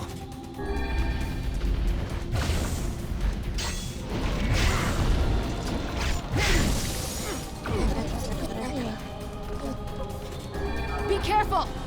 You too. Camera?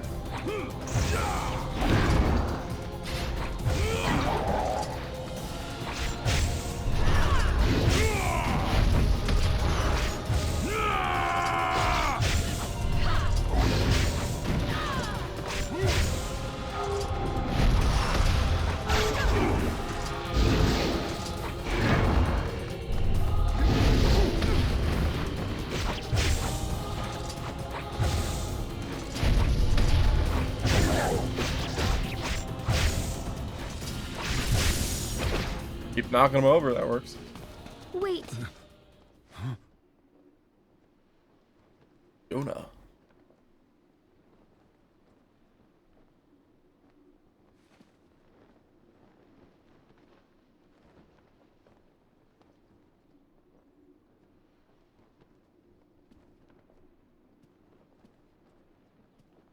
We better hope the game doesn't give me the option to kill Yona. Dad. Can't guarantee I'd be able to hold back. Yona. Not that I want our character to die. It's just... Yeah, unbridled aggression is a feature, not a bug. What? Yeah.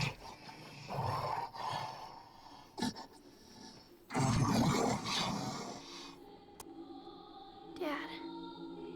Stop. Please. I don't want this anymore. I don't need someone else's body. I don't want it. There's another girl inside this body. I can hear her. She keeps crying. She says she wants to see her dad. Yona's been possessed? This girl loves her father too, as much as I do. She loves him just as much. It's not right that she can't see him.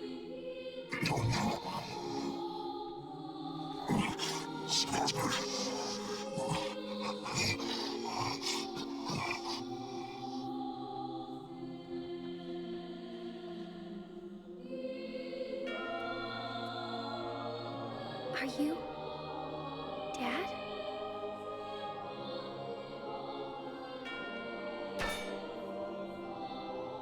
Yes, I am.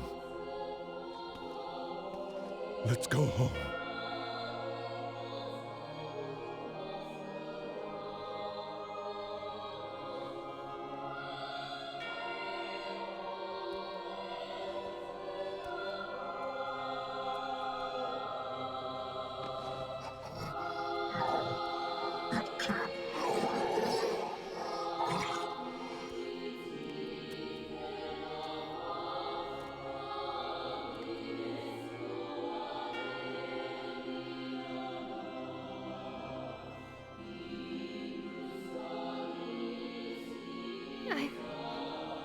I'm sorry, Dad. So, Shadow Lord is...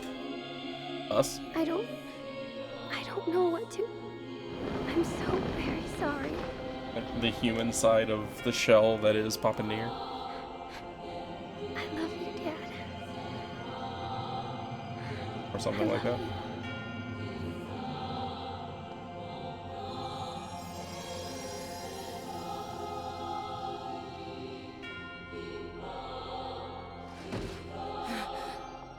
Hurry. The shade that possessed her is gone.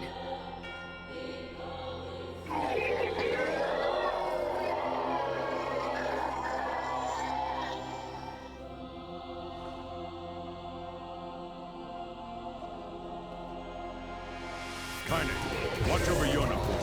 So You want me to understand? we win and lose, effectively. You think I'm gonna sympathize with you? I swore to protect my daughter and my friends.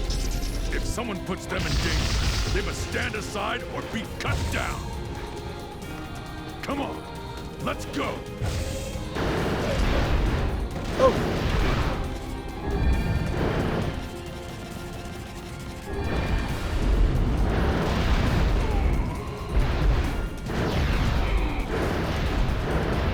That's pretty aggressive.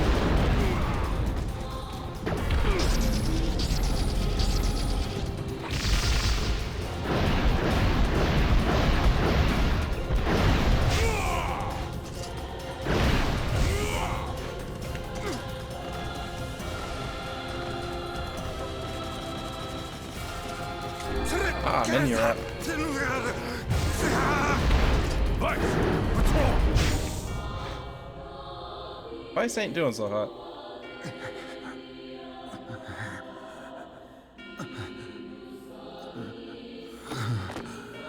Oh, brother. One moment, please. You okay? Fine, just fine. All right, no, I'm not. Vice. It seems that some headstrong idiot has decided to push me beyond my limits.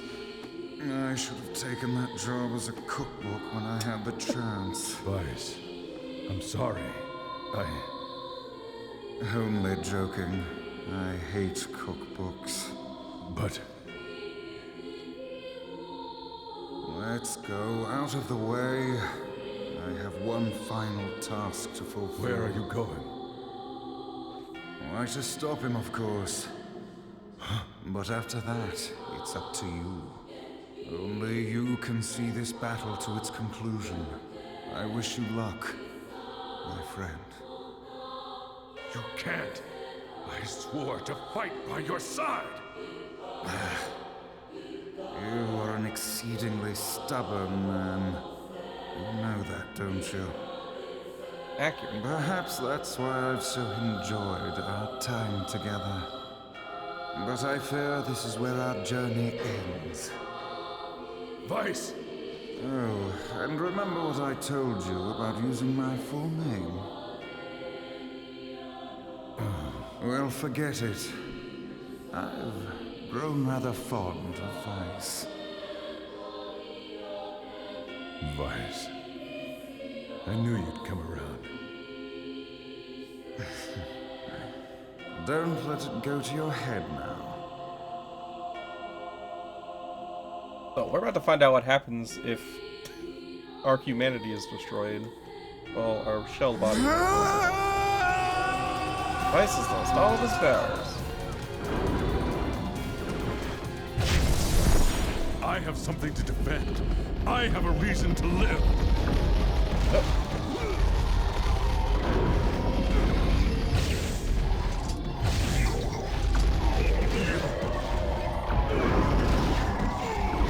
Get it!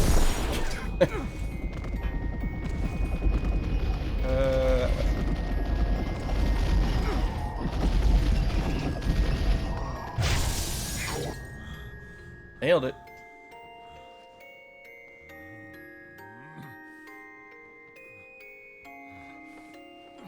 Do it.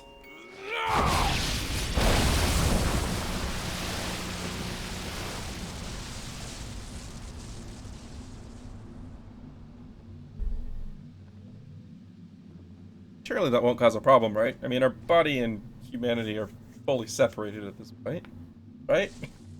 Question mark?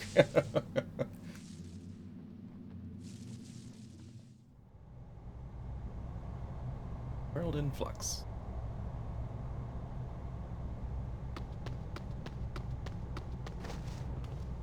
Yona, are you all right?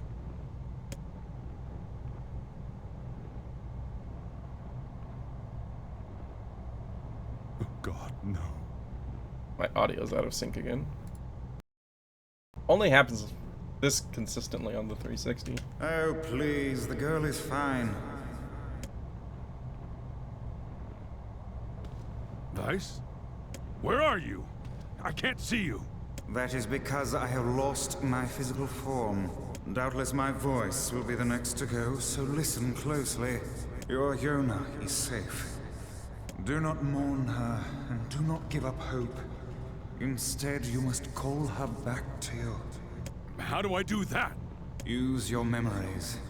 Recall the times you spent with Yona.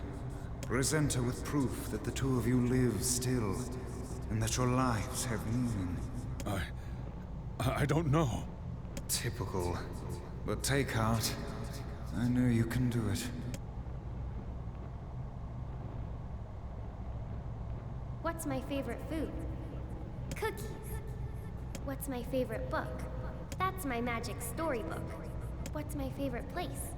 Home, as long as you're around. What's my favorite flower? The lunar tear, of course. Okay, one more question. Who do I love more than anyone?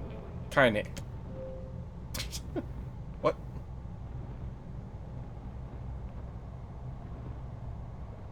I actually have to put in an answer? Dad. Oh. Okay. Killing shades. There you go.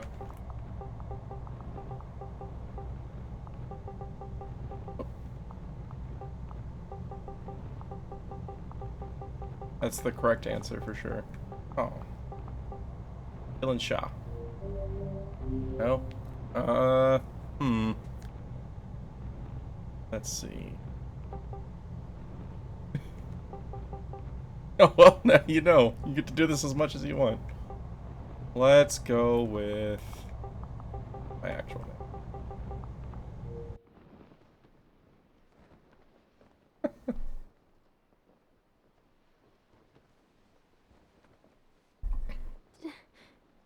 Dad?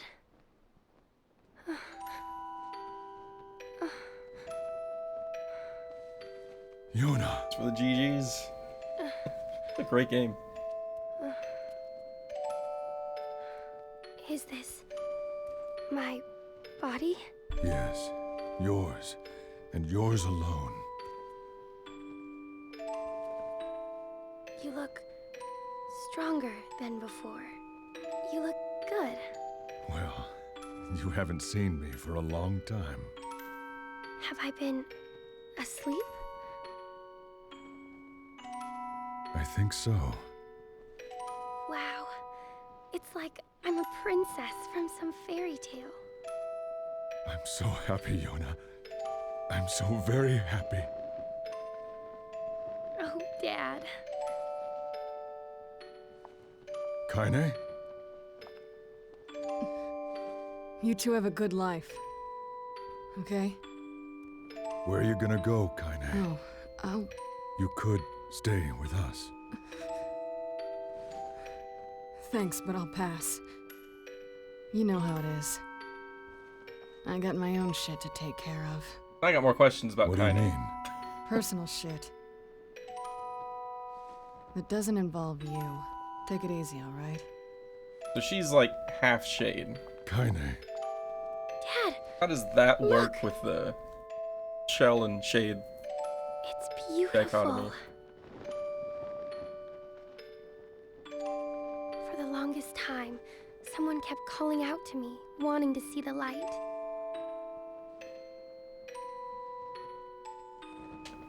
And now, we can finally see it. Maybe.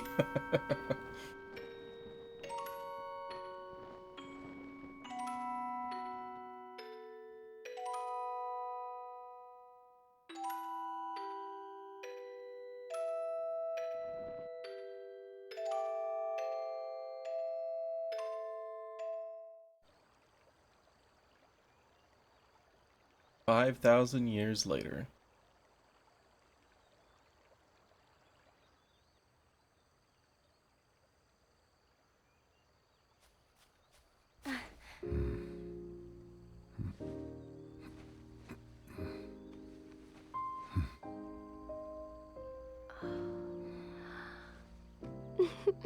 Thanks, Dad.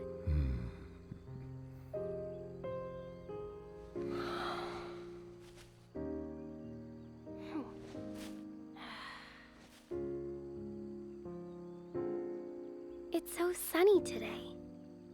Yeah, Is it? it sure is. Nope. It's not.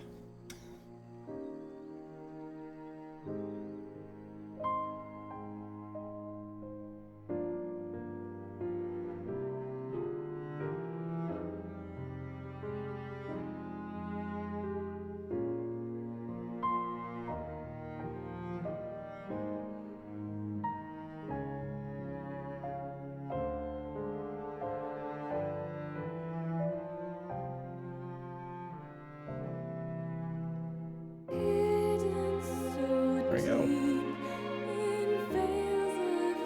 Yeah, I really liked that game. I might replay it on my own time, just to...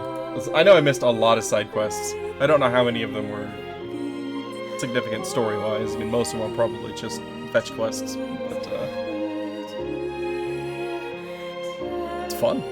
It's a fun game. Not a lot to play on my own time. Well, I'd never play anything again if that were the case. I had too much to do everything on stream. Just wait. Wait for what? Like, through the credits?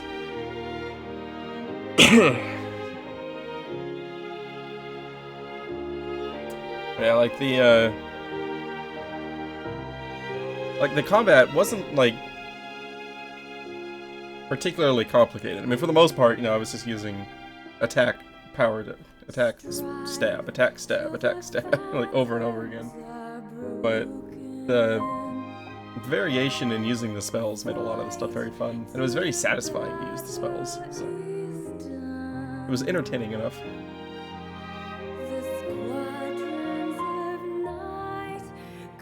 Story-wise, it just... like, this game just, like, punches you in the gut and never stops punching you in the gut. But, like, not in a bad way. You know, it's like, it actually takes advantage of the fact that they did a good job of attaching you to the characters. Go to bed? And what is that? It's just a YouTube video. Oh, but what is right next to the I don't know. But yeah, they did a really good job of, like, even the characters that had limited exposure, they did a good job of, you know, connecting them to you, making you actually care about them. Fira's a good example. Like, you escort Fira for, like, 2 minutes, and escort quests are never fun, right? Like, they always suck. But they did enough development on her character in that short period that when she dies later, it's just like, ah, that sucks. It's not a character that I just didn't care died.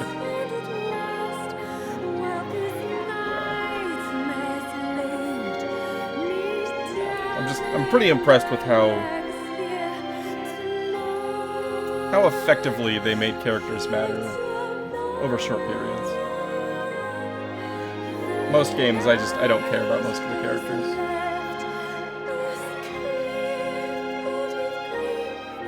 Music is fantastic.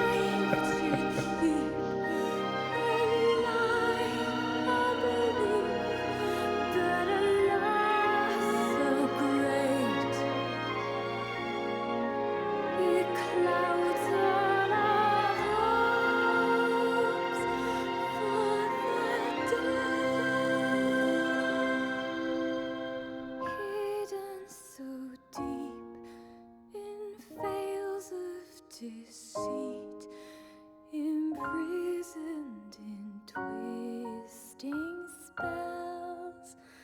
Are we the plaything of fiends or I'm just listening to music now.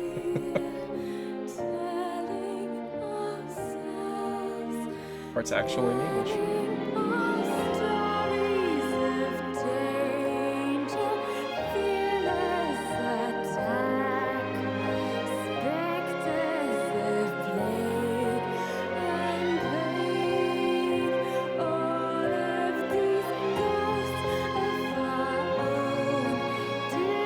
I was wondering about that.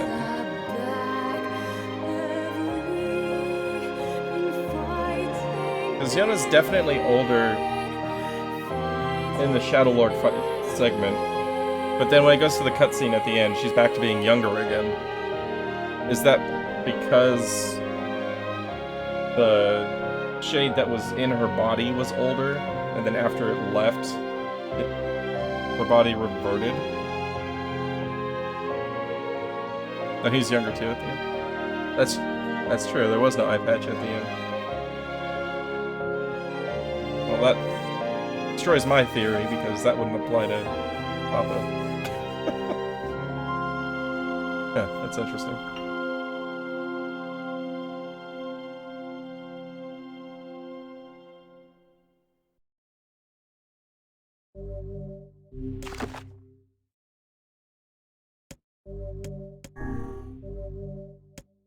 Lot 2.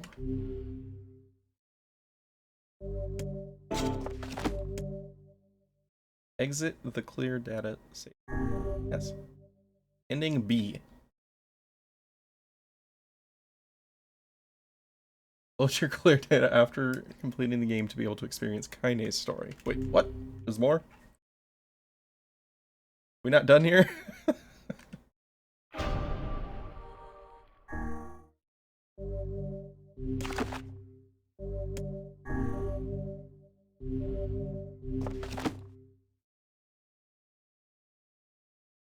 Fascinating. Wasn't expecting this. Whenever I interacted with Kaine, I was reminded about something from my past. Maybe my mind has been confusing her with my sister this whole time. Here we go.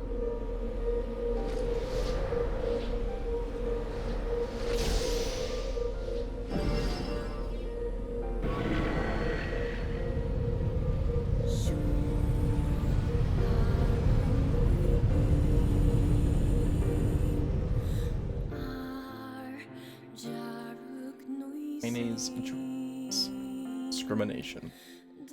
Oh. Oh. We're back to this, huh? They really meant experience Kaine's story. Alright. Gotta stretch for all the voice acting. Alright. I'm just gonna do normal reading. Alright. The sound of rain filled the village. The steep cliffs that surrounded the area magnified sound, causing even the slightest drizzle to rattle like a thunderstorm. Thin wisps of smoke streamed from huts as the villagers huddled in their homes and waited out the rain. A single child, however, had braved the downpour, and was now wandering slowly toward the wooden hawk-shaped weather vane at the center of town. The wanderer reached the vane, which had existed for as long as any could remember, and stared. The child's face was simultaneously delicate and fierce, like a teacup that had survived a shipwreck. Those traits combined with pale, white skin to give the face an almost sexless quality. If the beak turns east, I go home. If it stays west, then I... Child blinked. Rain slowly dripped down the young one's short hair and began its long descent to the ground. No context, we just need to post... Oh. What is that? Moose. Oh, Moose Brother. That is a fascinating emote. Come on, come on. The child felt a slight breeze and watched as the vane slowly creaked to life. Spinning this way and that for a moment, it finally settled with the beak pointing firmly toward the east. East? Really? Before the vane could move again, a jagged rock came spinning and tumbling through the air, finally striking home against the child's head. The force of the blow dropped the child to the ground as a hail of stones began to fall all around. Oh no, they found me. A heartbreaking smile crept across the child's face as the stones continued their assault. Through the rain, the sound of multiple footsteps grew louder before a voice rang out. Yoo-hoo, Kaine! The voice belonged to Demo, worst of all the bullies in the area. As Kaine struggled to stand, a final stone came skittering through the mud and bounced against her foot. Blood oozed from a cut above her eye and blurred her vision, but she could make out the shapes of Demo and his usual gang of idiots. The boy seemed taken aback for a moment by Kaine's seeming indifference to the blood dripping from her face, quickly regained his bravado. What's up, freak? You like the rain? You like getting all wet? Or did you finally decide to run away from home? Though she knew it was futile, Kaine turned to leave. Before she could get more than a few steps, the other children scrambled to surround her, cruelty burning in their eyes. Kaine knew those were not the only eyes on her. Tormentor's parents watched from the safety of their homes. She was attuned to the sensation. It was one she had experienced many times before. While some villagers simply turned a blind eye to the actions of their children, many encouraged it openly. In a society ruled by superstition and fear, Kaine was something to be hated, and if possible, destroyed. I didn't say you could leave, freak. Demo's words chewed at her like a worm through an apple. He can't hurt me, she lied to herself.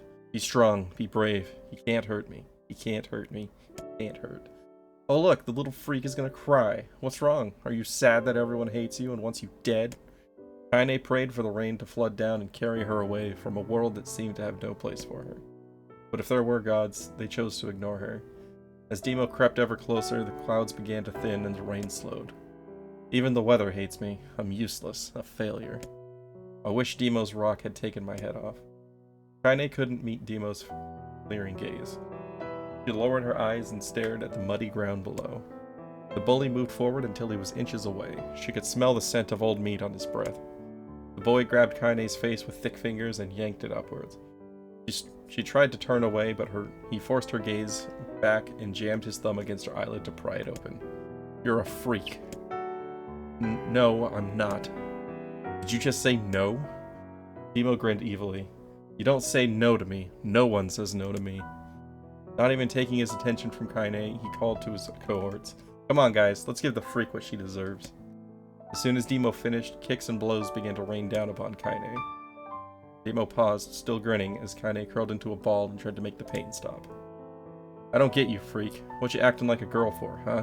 Everyone knows what you really are. Kaine ignored the question, choosing instead to stare at the weather vane. Continued to point east, as if supremely confident about the future it had chosen for. Go home? Yeah, that's a funny joke for someone with dead parents and no home to go to. Freak, chanted the children. Freak, freak, freak. Kaine closed her eyes and listened to the rain, waiting for the pain to start again. As the clutching hands of the village children closed around her, she bent her mind to the sound of the rain, letting it become her world entire. The rain fell, but the pain never came. Only when the laughter of her tormentors turned to terrified cries did she dare to open a single blood-caked eye. Kaine was shocked to see Demo sprawled on the ground, holding his head and screaming in pain. She could see blood welling from spaces between his fat, twisted fingers. Oh my god, he's crying. He's actually crying. Deprived of their leader, the other children glanced back and forth between themselves, as if waiting for someone to step forward and take charge. When no savior emerged, they began an uneasy shuffle away from Kaine. But the young girl was the least of their concerns. Instead, their attention was rapt on the ancient woman standing a few feet away. After struggling for breath for a moment, she finally spoke in a voice thick with rage. Hurts like a bitch, don't it? Now I suggest you scatter before I throw another one. And if any of you little bastards ever touch my Kaine again, I'll do far worse than throw a rock. You can count on it. The old woman crouched down and gently touched the hand Demo was using to cover the wound. Before he could think to protest, she ground her palm into the wound and twisted back and forth. Ow! He screamed, leaping to his feet. Stop it! What are you doing? Quit whining. Ain't no one ever died from a scratch. You hit me with a rock, you stupid bitch. A big one. That thing could have killed me. The old woman shrugged. Death is the best cure for stupid. Demo's face twisted with rage at her words, locking his eyes on Kaine. He took a step backward and spat on the ground. Get out. Leave this village. No one wants you here. Either of you. Seeing the old woman grab another stone, Demo and his companions turned tail and ran. As they fled, the old woman grabbed her side and barked out a single laugh. Ha! Look at the fat boy go. Guess he's healthy enough to run from a fight. The woman's smile faded as she turned her attention to Kaine. Kneeling down, she removed her shawl and placed it around the young girl's shoulders, then produced a cloth from the folds of her dress and began blotting at the blood on her forehead. "Oh, Kaine," she said, "why didn't you fight back? You're stronger than that lot." The words of her grandmother stung Kaine, and she turned away. "Don't be nice to me," she said. "I don't deserve it. Nothing matters anymore." Her tears, held in check for so long, finally began to fall on the muddy ground below. "Everyone hates me. They think I cause bad things to happen. They think I'm a freak. I wish I was dead." As Kaine's tears turned to sobs, she felt her grandmother's hands on her shoulders. Despite her advanced age and diminutive size, she was a woman of surprising strength, and Kaine found herself unable to turn away. "Don't talk like that, Kaine. It's a river wide and deep that flows between the realms of this world and the next, and it grants no mercy to any that attempt the crossing. You got a duty to fight until your last breath. Understand?" The old woman tightened her grip and tried to still the tremor in her voice. "You know the pain of losing someone close to you, Kaine. You know because you've survived it." As the words hit home, Kaine was struck by the force of her love for the old woman. As a young child, she didn't even know of her grandmother, but when her parents died, the woman quickly accepted her as her own. Grandma, as Kaine called her, was cunning, vulgar, and quick to violence, and their first few years together had not been easy. But with each year that passed, Kaine and her grandmother had grown closer. However, it was only now, sitting in the mud with tears and blood caking her face, that Kaine truly understood the depths of her affection. Here was a woman who had seen hard times, who had seen death, who had fought through all these things and somehow emerged on the other side. If anyone could understand Kaine's pain and loneliness, it was her. "Do I make you sick, Grandma?" "Of course not. Don't be an ass." Kaine drew her grandmother's moth-eaten shawl around her body and shuddered. "But my body, it's not normal. If I was normal, then Mom and Dad wouldn't—" "Hush," interrupted Grandma. "I'll not hear another word of this nonsense. You're my granddaughter, and I love you. And if folks have a problem with that, they can just go to hell." Well, we know where Kaine got her language from. With that, the old woman reached out and placed a wreath of dried flowers on Kaine's hair. The skill it took to bend the flowers without breaking the stems or losing a single petal was remarkable, and the beauty of it made Kaine want to cry all over again. "Oh my gosh, these are lunar tears. Grandma, you made this for me?" Lunar tears were legendary flowers. Most people could live their entire lives without ever seeing one, and yet her grandmother had somehow collected a dozen or more. Kaine reached up and touched the wreath as if she couldn't believe it was real. Where did you find these?" "Oh, you know, just stumbled on them one day while I was out doing the shopping." The old woman turned away as she was explaining, leading Kaine to suspect that the search had been much more difficult than she was letting on. The pains she took to construct the ornament, let alone track down the flowers used in its construction, made Kaine's heart hurt. She reached up and gently adjusted the wreath, admiring the way it felt between her fingers. "Didn't quite turn out right," said her grandmother as she squinted at it. "These old hands have trouble with delicate work, but it sure looks good on a pretty girl like you." Kaine blushed and turned away. You think I'm pretty?" "Of course you are. What a fool thing to say." "Thank you, Grandma." Her grandmother smiled. "We're gonna be fine, you and me," she said. "Long as we got each other, we'll be just fine." Kaine took her grandmother's hand in hers, and the two of them struggled to their feet. As they began the long walk home, Kaine gripped the hand with all her might, as if trying to stop smoke from drifting away in the wind. The rain had stopped. Kaine stood beneath the weather vane, watching it spin in lazy circles, no longer caring about the direction it faced when it stopped. "I don't need to escape. I have a home now.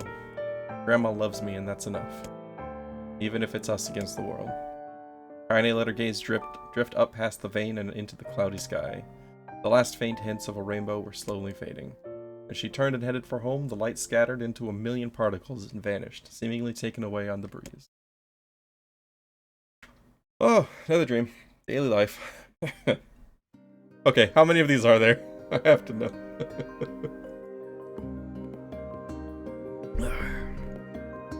In the distance, Kaine heard the steady sounds of an axe striking wood. The noise had a purposeful quality to it, as if she was hearing a master woodsman go about his work. The firewood being produced, however, was as far from a work of art as could be. Pieces of every shape and size were being flung about a barren yard with wild abandon. Anyone trying to stack such a few stack such wood would probably die of frustration before the job was through. "Stupid piece of shit axe. Kaine's grandmother flailed away with the axe, filling the air with both splinters of wood and words that would make the most hardened sailor blush. Grandma, called Kaine. What? Yelled the old woman, taking her eyes off the wood for a moment. Oh, it's you, Kaine. Don't get too close or I might take your goddamn foot off by mistake. She brought the axe down on a piece of wood, sending chips flying in every direction. One spun past Kaine close enough for her to hear the whistle, at which point she decided to step back. Once she'd scuttled to a safe distance, she cupped her hands around her mouth and shouted. Grandma, do you need help? I can get you water or lunch or a new axe or something. The axe, poised to strike another wobbly blow, paused in midair. The old woman considered her granddaughter's offer for a moment, then smiled. Tell you what, since I'm doing such a piss-poor job of chopping, why don't you come here and take over so I can go get the water? Shades have been restless lately, you know. But I don't want you running into one of them bastards. Relinquishing the axe, her grandmother picked up a long pole with wooden buckets on either end. Gathering water was by far the more difficult of the two jobs, but Kaine knew better than to complain. Once Grandma's mind was set, there was no changing it. Kaine did her best to help with chores, but Grandma took every task that required travel to the village. Though she had a long list of plausible excuses, Kaine knew the real reason. She didn't want her granddaughter to be taunted and harassed by the villagers. Once Kaine moved in, Grandma decided to take up residence a good distance from the area. Out of sight, out of mind seemed to be the best policy when it came to the villagers and her granddaughter, and rare were the days when any but the two of them could be found on the rocky acre of land they called home. Kaine enjoyed the solitude, but harbored a secret resentment that her grandmother was forced to spend her golden years in such a place. After watching her grandmother leave, Kaine turned her attention to the task at hand. She had never chopped wood before in her life, and soon discovered why the old woman hated the chore. Swing after swing of the axe produced only a tiny crack in the wood, and when she finally managed to connect with a solid stroke, the tool embedded itself in the log and refused to budge. I never found those logs. Oh well. Frustrated, Kaine swung the axe around her head and threw it, log and all, across the yard. Damn it, damn it. Crap. We got another crap plus there. She suddenly understood the joy her grandmother felt and a good curse. Happier now, she picked up the axe, forced it from the wood, and resumed chopping. She had a natural skill with a blade, but the task was challenging, and blisters soon began to form on her small pink hands. This is tough, and my logs are all weird sizes. Spitting on her palms and ignoring the pain, Kaine redoubled her efforts. Just as she was developing a rhythm, Grandma returned from the village. Setting down her buckets with a small sigh, she took one look at the logs and coughed out a wheezy laugh. Pretty clumsy, girl. You better practice if you... Her grandmother suddenly collapsed to her knees, causing one of the buckets to wobble precariously. Eyes wide, Kaine dropped the axe and ran to her grandmother's side. Grandma. The old woman shook her head and pointed a trembling finger at the bucket. Get the bucket. Can't let it spill. Kaine steadied the bucket with a foot as she knelt by her grandmother. A small bit of water sloshed over the side and made a new home in the hem of her dress, but Kaine didn't notice. Grandma, what's happening? Crazed with panic, she grabbed her grandmother by the shoulders and shook. After a moment, the woman lifted her arms and batted Kaine away. Stop that. Just stop now, she cried, breathing heavily. It ain't like I'm dying. Just tired from the trip is all. Kaine desperately wanted to believe her, but one look at the old woman's shaking hands and worn face told her more than words ever could. Her grandmother had lived a long, hard life, and it seemed the bill was coming due. The time when her grandmother watched over Kaine was ending. Sooner than either of them had feared, the positions would be reversed. The next morning, Kaine came to the side of her grandmother's bed and took her wrinkled hand. Grandma, you're sick, and you need medicine. I'm going to the village. The old woman shook her head and tried to rise, but Kaine gently pushed her down. It's all right, she said. I'll be fine. Her grandmother fixed her with a gaze that could melt steel. After what seemed an eternity, she finally lowered her eyes and sighed. Well, I don't like it, goddammit. But I guess I should quit being so stubborn and let you grow up. The old woman watched as Kaine strapped on her boots and made her way down the road to the village. Hours later, as an unseen sun made its way across a dark and rainy sky, she was still watching. Kaine moved at a brisk pace, checking her pockets every few minutes to make sure the money her grandmother gave her was still there. Every noise caused her to spin on her heels, making sure she wasn't being stalked by a shade, or worse, Demo and his gang. But she encountered neither tormentors nor shades, and Kaine finally found herself at the entrance to the village. The few adults she could see glanced sideways at her, then muttered to each other behind raised hands before slinking away into the shadows. Her heart racing, Kaine took a series of rapid, shallow breaths and tried to calm herself. I have to prove myself. I have to help Grandma. I have to be strong. She chanted those words to herself over and over as she slowly made her way. Finally, her eyes settled on a rotund old woman who was angrily waving her arms in the air and telling anyone who would listen exactly what she thought of Kaine's presence. "Hey lady," said Kaine with a bravado she did not feel. "Where's the apothecary?" The woman's flabby cheeks shook in bewildered anger. "How dare this thing speak to me?" they seemed to say. But Kaine saw that her eyes held a different emotion. Fear. "Yeah, we're both scared, lady. Trust me on this one." "Which way?" Kaine repeated. The woman pointed at a small building to her right before hitching up her dress and stumbling off in the other direction. Kaine cringed, expecting a stone to come flying from the assembled crowd, but none came. Her mind was filled with a strange sense of pride as she made her way to the apothecary, but the new emotion had little time to take root. But as soon as she opened the door, she noticed a familiar customer at the counter. It was Demo. He'd clearly been sent here on some kind of family errand because his gang of followers was nowhere to be found. "Oh my god," he sputtered. "I mean, what are you doing here, freak?" The insult was delivered without force, and Kaine happily ignored it. Stretching on tiptoes to see over the counter, she asked the shopkeeper for the medication. "Ha!" barked Demo. "That old bitch finally keel over? Go to hell, Demo."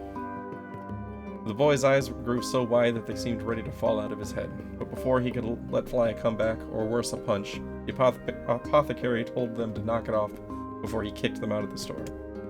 Demo slunk out of the shop, cursing Kaine under his breath. Once he was gone, she allowed herself to breathe once more, taking a brief tour of the shop while the owner prepared her medication. Countless tiny bottles filled the cramped store, each with a label written in some indecipherable language. An ocean of aromas assaulted her nose, creating a scent that was exotic but not altogether unpleasant. Seeing such a variety of supplies gave Kaine a sense of peace. Surely, in a world so vast, there would be a place that she could call home. On the far wall behind the counter rested a portrait of a stunning young girl. The picture had once contained bright, vibrant colors, but time had worked its magic and they were beginning to fade. The beauty of the work, however, remained undiminished. "You like that picture?" Kaine turned to find the apothecary with a small vial of medicine in his hand. His eyes were gentle but sad, and they seemed to stare through her and into nothing as he spoke. "That's my daughter. I sketched it when she was a little girl. She's been dead a long time now." Kaine did not know how to respond. She just stared at the portrait and tried to come up with the right words. "Pictures are wonderful things," continued the shopkeeper. "They let the ones closest to you live on forever." He shook his head slightly, then looked down at Kaine and smiled. Handing her the medicine, he reached into his sizable green apron and produced a handful of old wax crayons. "You should have these. There's no one left that I wish to draw." Kaine took an instinctive step back, causing the shopkeeper's face to darken. "Yes, I've heard the rumors about you," he said. "It's a small village and word travels quickly. Between you and me, I'm not sure which of them to believe, but I also don't think they matter much. I knew your grandmother, Kali, and I think the way she was driven out of this town is just deplorable." "Grandma's name is Kali?" thought Kaine, suddenly. She was still mulling this new fact over in her head, in her mind, as she reached out and gently took the crayons from the apothecary's hands. "Your grandmother is an old friend of mine," he said. Kaine scooted away yet again, and I owe her much. "I'm willing to wager that she would like it if you drew a picture of her." "Yes, I think she would like that very much." Kaine murmured a quiet agreement, but inside her heart was bursting. Never before had a villager treated her with anything but complete contempt. It was a tiny, almost imperceptible step, but it was a step nonetheless, and with enough tiny steps she might one day discover the rest of the world. When Kaine returned home, she found her grandmother asleep in her bed. Her feet were blackened and raw, even bleeding a bit in places, leading Kaine to think that she had been pacing around the room until exhaustion finally caught up with her. She placed the medicine by her grandmother's pillow and turned to leave, but found the old woman's hand clasped around her arm. "Back already, are you?" asked her grandmother with a yawn. "Come here, let me have a look at you." Grandma sat up and examined Kaine from head to toe. Finally satisfied that nothing terrible had befallen her grandchild, she leaned back and allowed herself to relax. "Well, how was it? Did those bastards give you any trouble?" "It was kind of fun," said Kaine with a small smile. "No, seriously, it was."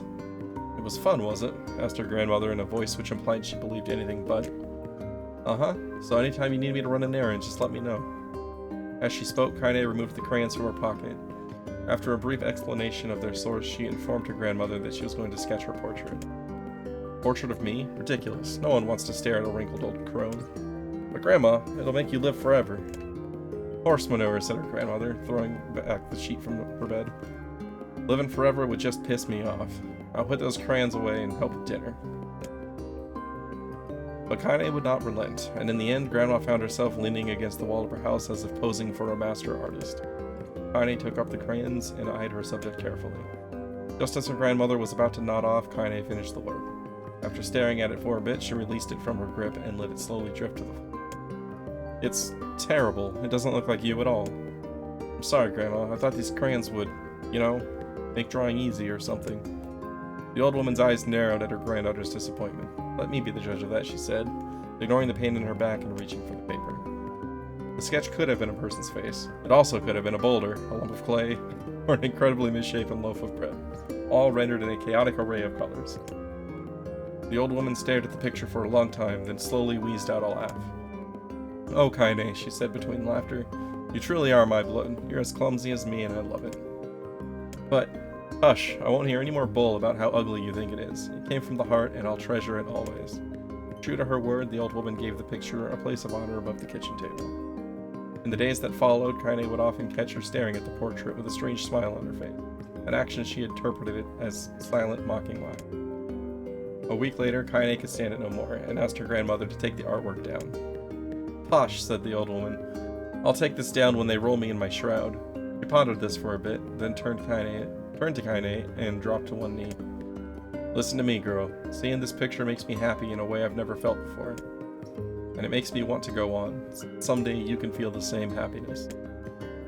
It was a moment that burned itself in Kaine's memory, a perfect blend of pride and love and joy that came together to form a lifelong remembrance. She swore to never forget this moment, to never forget the old woman who had made her place the world possible. Time moves on. People and memories come in and out of a life like ghosts passing through a hall. But this moment will be different, Kaine swore, because I will remember it forever. Forever. A little break before the next one. Whew.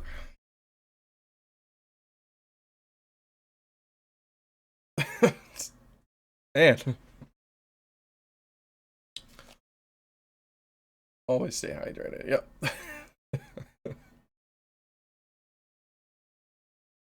All right.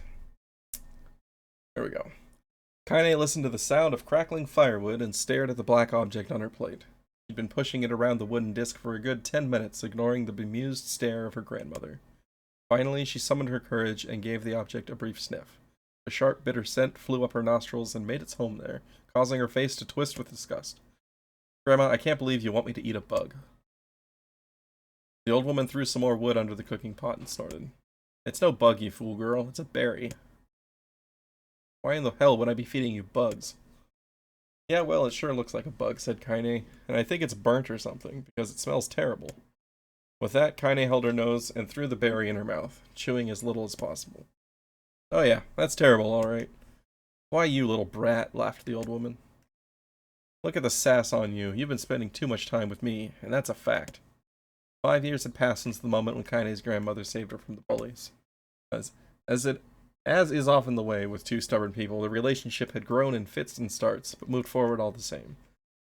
Meals that used to be somber affairs were now filled with laughter and hurled abuse in equal measure. Kaine could not remember a time when she had been happier. As the years went by, Kaine started to shoulder more and more of the daily responsibilities. Her grandmother's legs grew weaker by the day, and she could no longer do many of the chores that she used to take for granted. And so this morning found Kaine lacing up her work boots, with a breakfast of burned berry rolling through her belly. Where are you going today? Asked Grandma suddenly. Kaine looked up, surprised. The old woman rarely asked for specifics anymore. Well, I was going to check out the kelma trees and see if they were ripe. I thought we could make some jam or something. Oh, and I'm going to pick up some flagstones, so I need to take the wheelbarrow. Flagstones? What in the hell for? Kaine stared at her grandmother, then held out an arm and swept it around their home. Constructed mostly of cloth, rope, and rubble, the old place sagged like a boxer in the final round. Grandma, a dying cat could chew through this house. I'm going to build a stone wall so we have some protection. The old woman laughed, exposing her toothless grin to the world. Goddamn, girl, if a bunch of thieves want to ransack this old place, let them come. We got nothing worth stealing anyway. I'm not worried about thieves, I'm worried about shades. People saw one west of the village yesterday. The old woman tilted her head and stared at her granddaughter. Well, shoot, I don't know why you have to do it today. We could worry about it some other... Grandma, no. If I don't go to the kelma trees, we won't eat tonight. You know that. Confused expression passed across the old woman's face. And for a moment she was a small child lost at a carnival. Yes, she said after a bit. Yes, of course you're right. I'm sorry, Kaine. Lately it seems my mind is... She didn't finish the thought, instead walking over to her nightstand and gently taking the wreath of lunar tears from the drawer. The flower's petals had aged to a brilliant whiteness, and Kaine thought it was more beautiful now than the day she first received it. You're going to be a true woman soon, Grandma said as she placed the flowers in the girl's hair. But that means less chatter about shades and building defensive walls, and more talk about how beautiful you've become. Annoyed, Kaine reached up to remove the garland, but the look on her grandmother's face stopped her hand.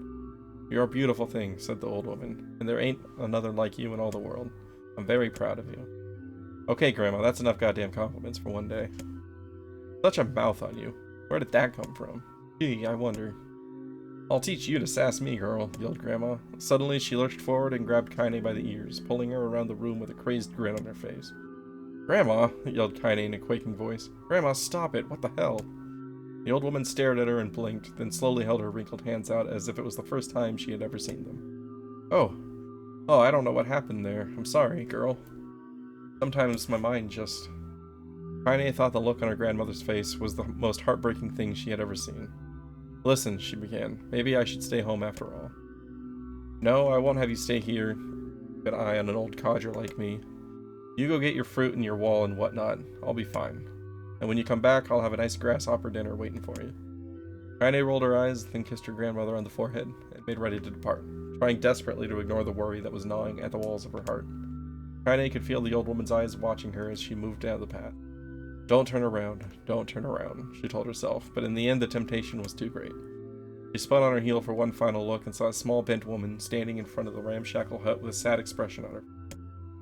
God, she looks so old now. It's like the wind could reach down and just carry her away.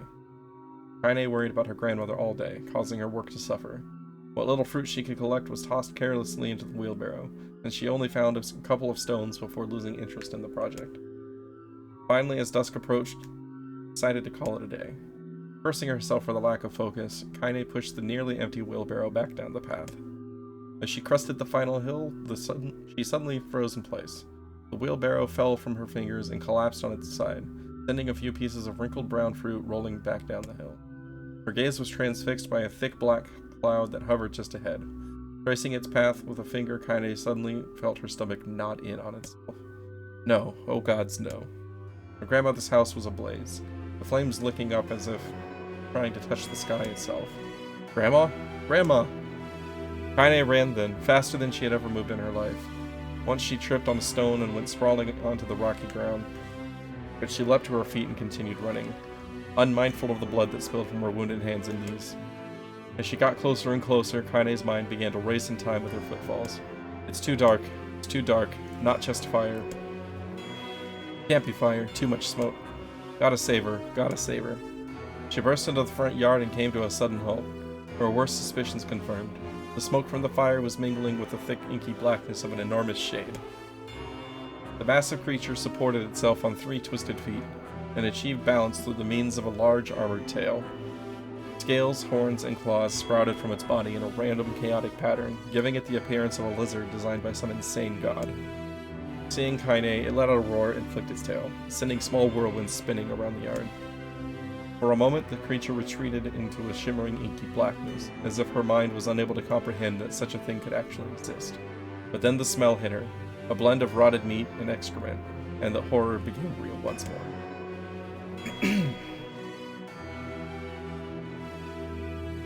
Whew, almost there. The creature bellowed again, and this time Kaine responded with a scream of her own. Alright, you bastards, she thought as her scream echoed off the high cliffs around them. It's you or me, let's go. The shade eyed Kaine with bemused interest. Then it began looking from her to the house and back again, as if urging her to look at the destruction it had so gleefully wrought. With dread building in her heart, Kaine glanced toward the small house. Through the smoke and flame, she spotted a small figure struggling to escape the ruins. Grandma! At the sound of her voice, the old woman began waving frantically. She's alive, thought Kaine. She's alive. Kaine's legs sprang to life as she raced across the yard toward the flaming wreckage of the house. Before she could advance more than a few steps, the shade opened its mouth and let out a roar powerful enough to uproot trees and send them flying. The blast sent Kaine tumbling through the air before smashing her against the rocky earth. Stars danced in front of her eyes as she tried to remember how her legs worked. Get up, get up, get up, get up, get up now. As Kaine struggled to her feet, the shade stomped toward the house and pinned her grandmother to the ground with the tip of a claw. The old woman struggled to move the claw from her stomach, as she might well have been pushing a mountain. She coughed briefly, sending a small spray of blood into the air, then collapsed to the ground, her energy spent. Kaine lurched to her feet only to fall back to the earth with a grasp. Her ankles were on fire. One or both of them were surely broken. Ignoring the pain that screamed through her body, she began dragging herself across the ground, leaving a drunken trail of dust and blood in her wake. Grandma, hold on, just a little longer. Her grandmother's face was turning blue, her eyes rolling back until only the whites were exposed. Kaine pulled herself across the ground with maddening slowness, the distance seeming to increase with every second that passed. The shade glanced between the two women and flicked out its tongue, its giant mouth turning up at the corners. Short, panting breaths belched from somewhere deep inside its core. Bastard, laughing at us. She had no idea how such a mindless creature could experience emotion, but there could be no doubt that the shade was taking joy in their suffering. Yeah, I see your plan.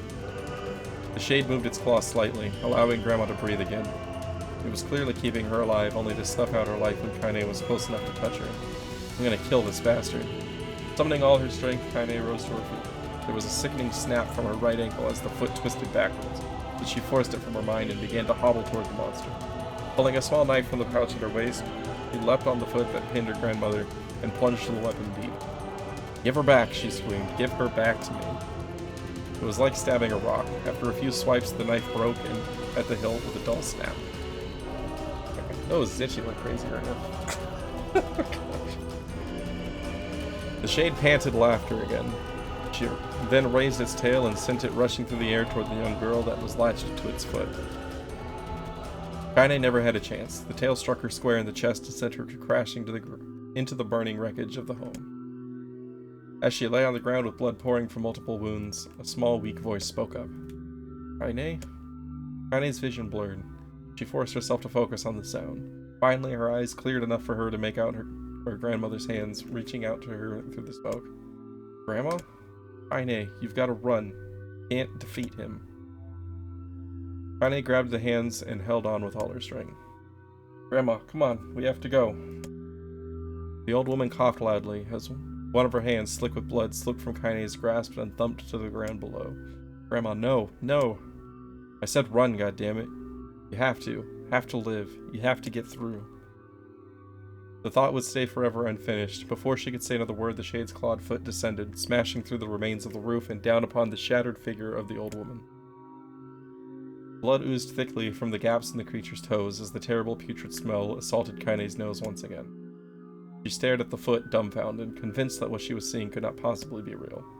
When the creature finally lifted its appendage, all that remained underneath was a twisted, unrecognizable mass of rubble and red. Her grandmother was gone. Kaine blinked, trying to feel the hands which had been in hers just a moment before. For a fleeting instant, she could remember the warmth of that embrace, the trembling of the fingers, but then the sensation drifted away on the breeze and was gone. Memories flashed through Kaine's mind, one after the other, faster and faster, until they became a meaningless jangle of noise. Kaine screamed then, a thunderous sound that echoed off the cliffs and seemed to roll away forever. The shade eased forward, black ichor pouring from its mouth, dissolving into smoke on the ground below. The earth shook with every step as it crept toward its prey. Yeah. Kaine's... Sorry. That was a good one. Kaine's body slowly rose, as if controlled by a mad puppet master. Her arms and legs were bent at impossible angles, her head lolled dangerously to the side, yet somehow she managed to stand.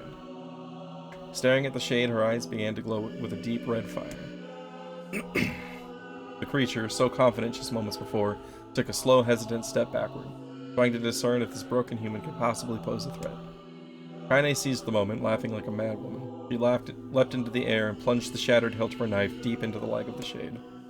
The shade shook Kaine off like a fly, sending her crashing to the earth once again. Her chest rose and fell slowly, as if a great weight were resting on it. Moist sounds of pain echoed through her mind. Something warm and thick oozed from her ears. Is that blood? I think it is. I think I'm bleeding to death. No, can't die. Grandma told me to live. Deep inside Kaine's mind, something finally broke. The sound, the pain, the smoke and flames, all of it faded away until all that remained was a single incantation, repeated over and over again. Kill it. Kill it. Kill it. Kill it. Lots of kill it's.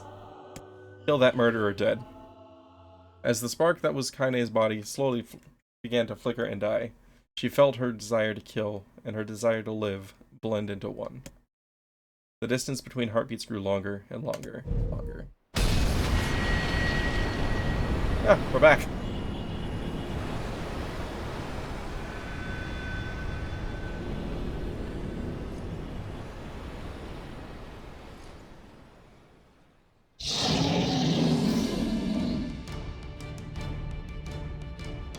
The beast approaches. Oh, I got it.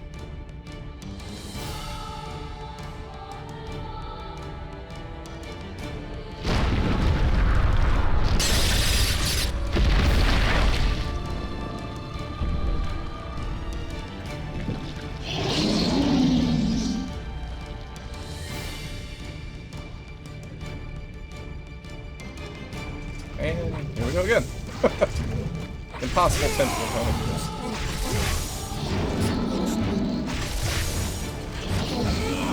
What anger this creature. Oh, I have my endgame spear right now. That's nice. I'm not gonna let this happen again. He dies today. My sword feels light. It's not the blade, but the So is skill this of the shade that user. killed her Strike grandma? him down.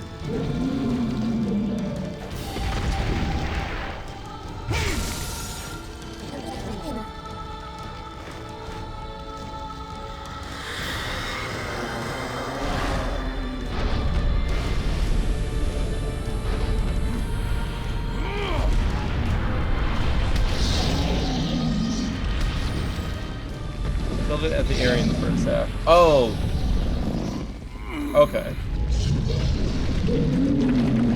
So the one when we first find her in that little corner of the cave. Okay. I was trying to remember what this one looked like originally, and I was like, I don't think that looked much like a lizard. This one looked more humanoid.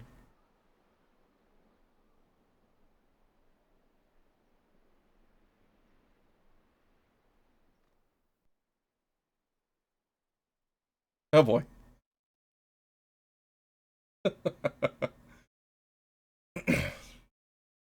Gently, weakly, softly, the shade, sure that its tormentor was dead, turned and stomped off toward the horizon, stomping along the way to bellow one final roar.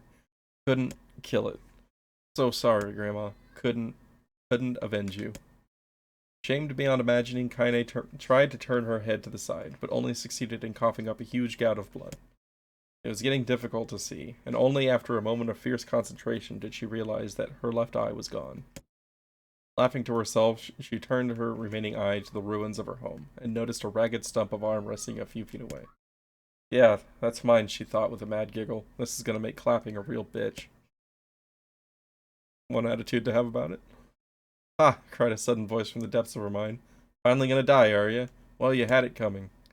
Go to hell, Demo, she thought at the unseen assailant. Go to hell before I pluck out your eyes and feed them to a dog. The voice of her childhood terror evaporated into smoke, only to be replaced by another, more recent voice. Hold still, said the apothecary, materializing from the ruins like a ghost. I want to draw you. That way you can live forever. No, stop. Don't want to live forever. I want to die right here. I see, he said quietly. Well, if that's how you want it. The spectral shopkeeper fluttered in and out of existence for a moment, then produced a piece of paper and sketched quickly. After a few seconds, he turned the page to Kaine and smiled. As you rejected my offer, I decided to draw someone else. It was a picture of her grandmother, real as life. Kaine opened her mouth to thank the man, but stopped as the picture began to blacken in the middle. Before she could say anything, thousands of multi-legged insects began to swarm across the image, tearing at it with their sharpened pincers. Stop. No, don't hurt that picture. Kaine reached out with her remaining arm and waved futilely at the air. To her surprise, the insects fell off the picture into the ground below, where they vanished into tiny black tendrils of smoke. Relieved, Kaine turned her good eye back to the picture, only to open her mouth in a silent scream. The sketch now showed her grandmother as she truly was, a smashed, unrecognizable lump of nothing. The apothecary smiled, then broke into a jolly dance. See that? He cried as he danced his jig. It's perfect now. He looks just like you. Ha-cha-cha-cha. I look like that? Oh god, I'm gonna die. I'm gonna die. Drowning in despair, Kaine laid her head back in the mud and smoke of her ruined house and waited for the end to come. But just before she let everything go, an unfamiliar voice began whispering in her ear. Ain't you got a wish, sunshine? The voice was vulgar and fierce at the same time, as if insanity had somehow found a way to take form.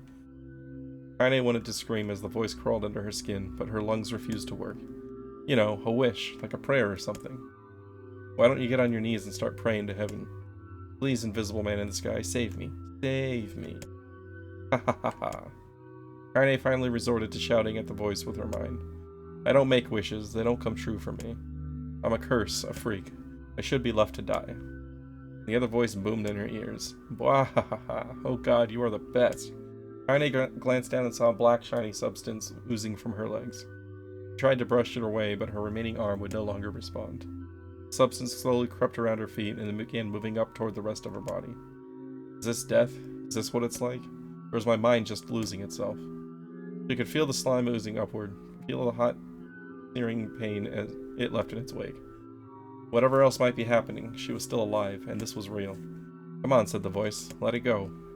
Kaine tried to ignore the voice and concentrate on the pain, but the newcomer would have none of it. Don't ignore me, sunshine. You're ready to give up? Ready to die? So why not let me have it? Have what? Your body. Come on, give it to me. Give it to me. I want to stand on the ground, feel the rain, taste the wind. The voice paused, as if licking its lips. When it resumed, it was filled with mad, unabated joy. And I want to take your hands and use them to choke the goddamn life out of people. I want to tear out their throats and bathe in blood, just like before. In response, Kaine shifted her head and vomited. The warmth of it crept down her front and mingled with the pain of the encroaching black ooze. Are you a shade? Ha ha ha, yeah, maybe, what of it? Slime reached her face, crept up past her nose, and slowly oozed into the socket of her missing eye. The moment it touched her brain, Kaine was struck by the most powerful sensation she'd ever felt in her life. It was ecstasy. She wanted to scream with delight, but all she could manage was a small whispered moan. Feels good, don't it? Asked the voice with a chuckle. Yeah, what can I say? I know how to please the ladies. Now give me that body. Come on, give me the body and I'll give you more of this feeling. It's a fair trade. A black lump began to protrude from Kaine's side. As she watched, it grew longer and thicker, eventually taking the form of her missing arm. I could see better, she thought. My eye must be growing back too. The slime reached up to envelop the rest of her face, but she managed to brush it away. Stop, she whispered, marveling at how she had regained her voice. Stop. The black ooze hesitated, as if considering this request, then quickly shimmered down her body before disappearing in a cloud of smoke. Ah, what the hell, sunshine, screamed the voice. We had a deal. I thought you wanted to die. Grandma said, I can't die yet. A brief image of her grandmother, bloodied and broken, flashed before her eyes. She saw the shade that had killed her and heard its mocking laughter. Then closed her eyes and forced the image from her mind. Her whole body was quaking with rage. When she opened her eyes again, they burned bright red. That thing took my grandmother. I have to kill it before I die. Kaine glanced down and saw a mysterious pattern, the pattern of the shades, burn itself into her left arm. Well, I'll be damned, said the voice cheerfully. Look at that, sunshine. I think you and me are going to be good friends now. Kaine stared intently at her arm. The more emotional she felt, the more the letters seemed ready to puncture her skin and begin infecting the rest of her. The arm clearly had a will of its own now. Stop. Gotta stop. Holding her left arm in her right, Kaine took a deep breath and tried to calm herself. Come on, don't fight it, pleaded the voice. Hate's my favorite dish, and I'm hungry.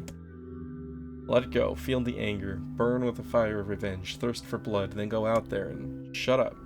Shut up and get the hell out of my body. Wahahaha. Your body? Oh, that's rich, Sunshine. Real rich. Look, why don't you just up and die so I can have this body all to myself? What do you say? I bet those buddies of yours in the area would love to see you dead. Kaine grabbed a nearby shard of glass and tried to saw off the shade-infected portion of her side. Before she could, the darkened left arm grabbed her right wrist, crushing it. Kaine screamed and dropped the shard as the sound of bone crunching on bone filled the air. Ha ha ha, stupid idiot girl. You're possessed now, Sunshine, and there ain't no going back. The voice laughed again, a loud, long wail that seemed to go on without end. Possessed? Whispered Kaine. Yeah, possessed. You and me? We got you what you might call a timeshare arrangement. Remember how folks used to think you were a freak? Well, wait till they get a load of you now. Kaine looked up, tears in her eyes. The sky seemed smaller somehow, darker. Is this because of that shade? Is this how they see the world? So, listen, purred the voice. I know this whole possession thing seems a bit sudden, but it ain't all bad. There's plenty in it for you, too. I'm a very powerful creature, Sunshine, and now that power belongs to you. You got enemies, people you want to kill? I can make it happen. That little fat kid who kept picking on you, that big old shade that squashed your granny, we'll wrap them up in their own assholes. That's a sentence. No more abuse for you, Sunshine, no more pain. Wait, said Kaine. You're a shade, why would you help me kill another shade? What, you think I'm some kind of racist? Some killing snob? I don't give a good goddamn who you murder, honey pants, I just want to drink from the well. Kaine considered this as she struggled to her feet, the power of the shade coursing through her. The smoke from her house was drifting away with the wind. She enjoyed the way the cool breeze felt on her new left arm. After a long pause, the voice spoke up again. So, how about it? You and me? We could have some good times together. Look, I'll even take care of the bloody part if you don't want. Fuck off, asshole, muttered Kaine. I'll handle the killing. Wahaha, screamed the voice. Look at you go. Oh, Sunshine, we're gonna have so much fun. So listen, my name's Tyrion, and if you ever need me, I'll just be hanging out in this part of meat you call a heart. Piece of meat you call a heart. Now get to it. The more you kill, the more your heart turns rotten and sour, and I like rotten and sour. Kaine found herself nodding at the voice. Yeah, she said. Yeah, I think this could work. I'm gonna find that shade, and I'm gonna strangle it with its own guts. And when I'm done, I'm gonna do the same to you, Tyrion. Count on it. Ha, laughed Tyrion. I have shit bigger than you, so good luck with that. Oh, and hey, one more thing. Right now, you and me are sharing this body, but if you ever run out of hate, if you ever, go soft, then I'm gonna take over everything. So keep on killing, Sunshine, and watch your back. The voice grew fainter and gradually faded away, fading to somewhere deep inside Kaine herself. Kaine waited until she was sure the voice was gone, then waved her new left arm around a few times. It feels perfectly normal, she thought. It feels like mine. Desperately, she began poking and prodding at the new limb, determined to find something wrong with it. She didn't want it to feel normal. That would mean the creature inside her had already won. I am not a shade. I am Kaine. Repeating this mantra in her mind, she slowly began digging through the rubble of her house, being careful to ignore a certain red-stained spot in the corner. Finally, after what seemed like an eternity of heartbreaking work, she found what she was looking for. It was the wreath of lunar tears. Though it had been through hell and back, the garland's petals were as bright as ever. Kaine started to place it in her hair, then slowly lowered the wreath and stared at it. Sorry, Grandma. I'm so sorry. But I don't deserve to wear this anymore. I'm possessed, corrupted, a freak. And this time, I don't think there's any going back. Holding the flowers to her heart, Kaine fell to the ground and sobbed. As night gradually lightened to dawn and the people of the area rose to their daily lives, she remained in that position, as if tears could somehow wash away the horror that now infected her world. Oh, that was it. Alive. Stay alive. Stay alive. Just clearing my throat, preparing for more there. Kaine, you gotta live. You gotta come back to us. I even got an achievement for reading it all out loud.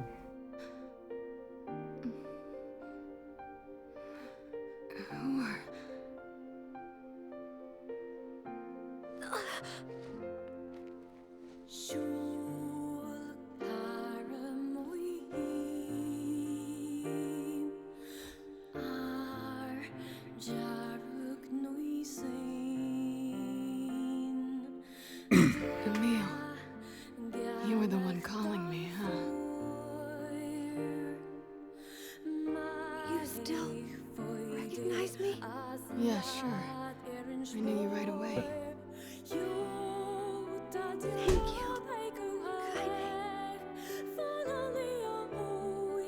Good to see you, Kaine. Yeah, I had noticed that. You look like shit. How long has it been? 5 years.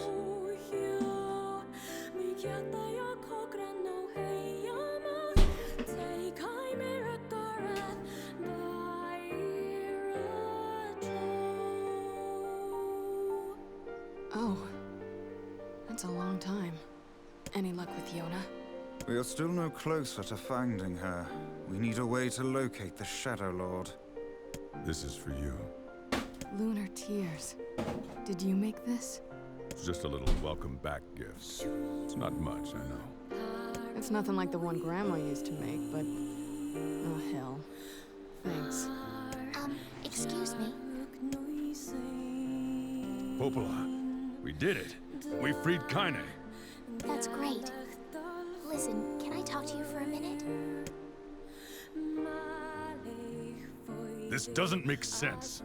Please, try to understand. People are tired and scared, and I'm sorry. I'm sorry you have to bear the brunt of that. It's crap. It's okay. We can sleep outside. No one's sleeping outside. You and Kaine saved this village, and now they want to run you out? People are afraid of us. And really, I understand. I mean, look at me. As long as you're still with us, I can deal with it. Right, Kaine? I'm used to sleeping outside.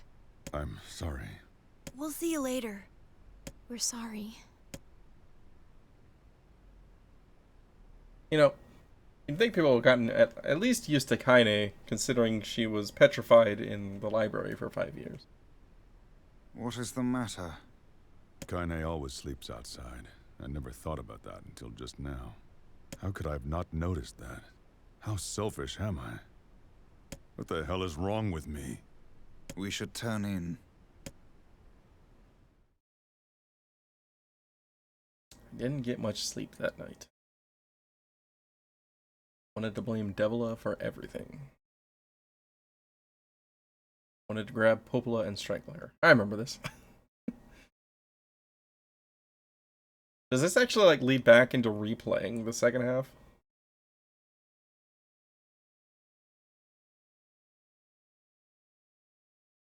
Oh boy.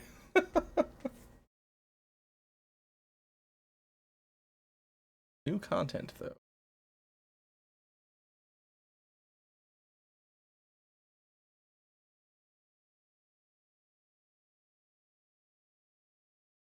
Yeah, I definitely noticed I have my end game spear.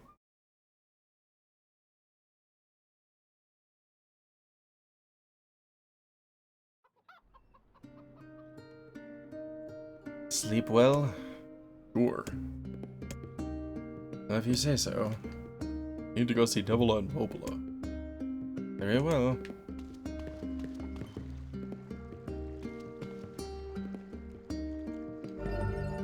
Gold moonflower seed. $900. Oh yeah.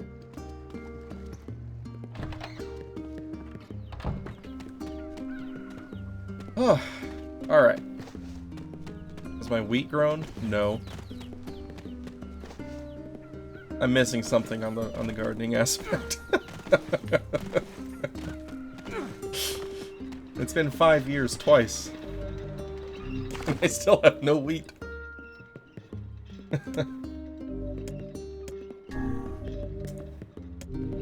Alright, save over there. Well, I'm gonna go ahead and call it there for tonight anyway. I guess next week we're gonna come back and do more of this, since there's more to do. So, I really thought that we were done, but there's more. But wait, there's more. So, yeah, we'll pick this back up on Tuesday. See what's different. I'm glad it's not over yet, because I really enjoyed this game. It felt a little bit short. I mean, it only took me, well, before the reading, it only took me like 15.5 hours.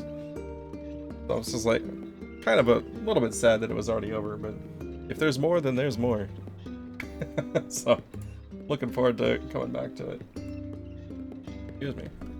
So, Saturday will be probably DQ4 again. Been having a lot of fun with DQ4 lately, so I'll decide by then if I'm doing English or Japanese. If I don't feel like staying up too late, I'll do Japanese again, but it'll be some form of 4. Either way. So. But that's gonna do it for me today, though. So thanks a lot, everybody, for hanging out. Well, that got dark really fast. So yeah, thanks again for hanging out. Had a good time. Game is still great. Glad it's not over. Looking forward to continuing. I'm going to go give my voice a rest, drink lots of water, and just try to relax for the rest of the night. So thanks a lot, everybody. Hope you all have a good time, or have a good night. Take care. Sleep well, and I will see you guys on Saturday.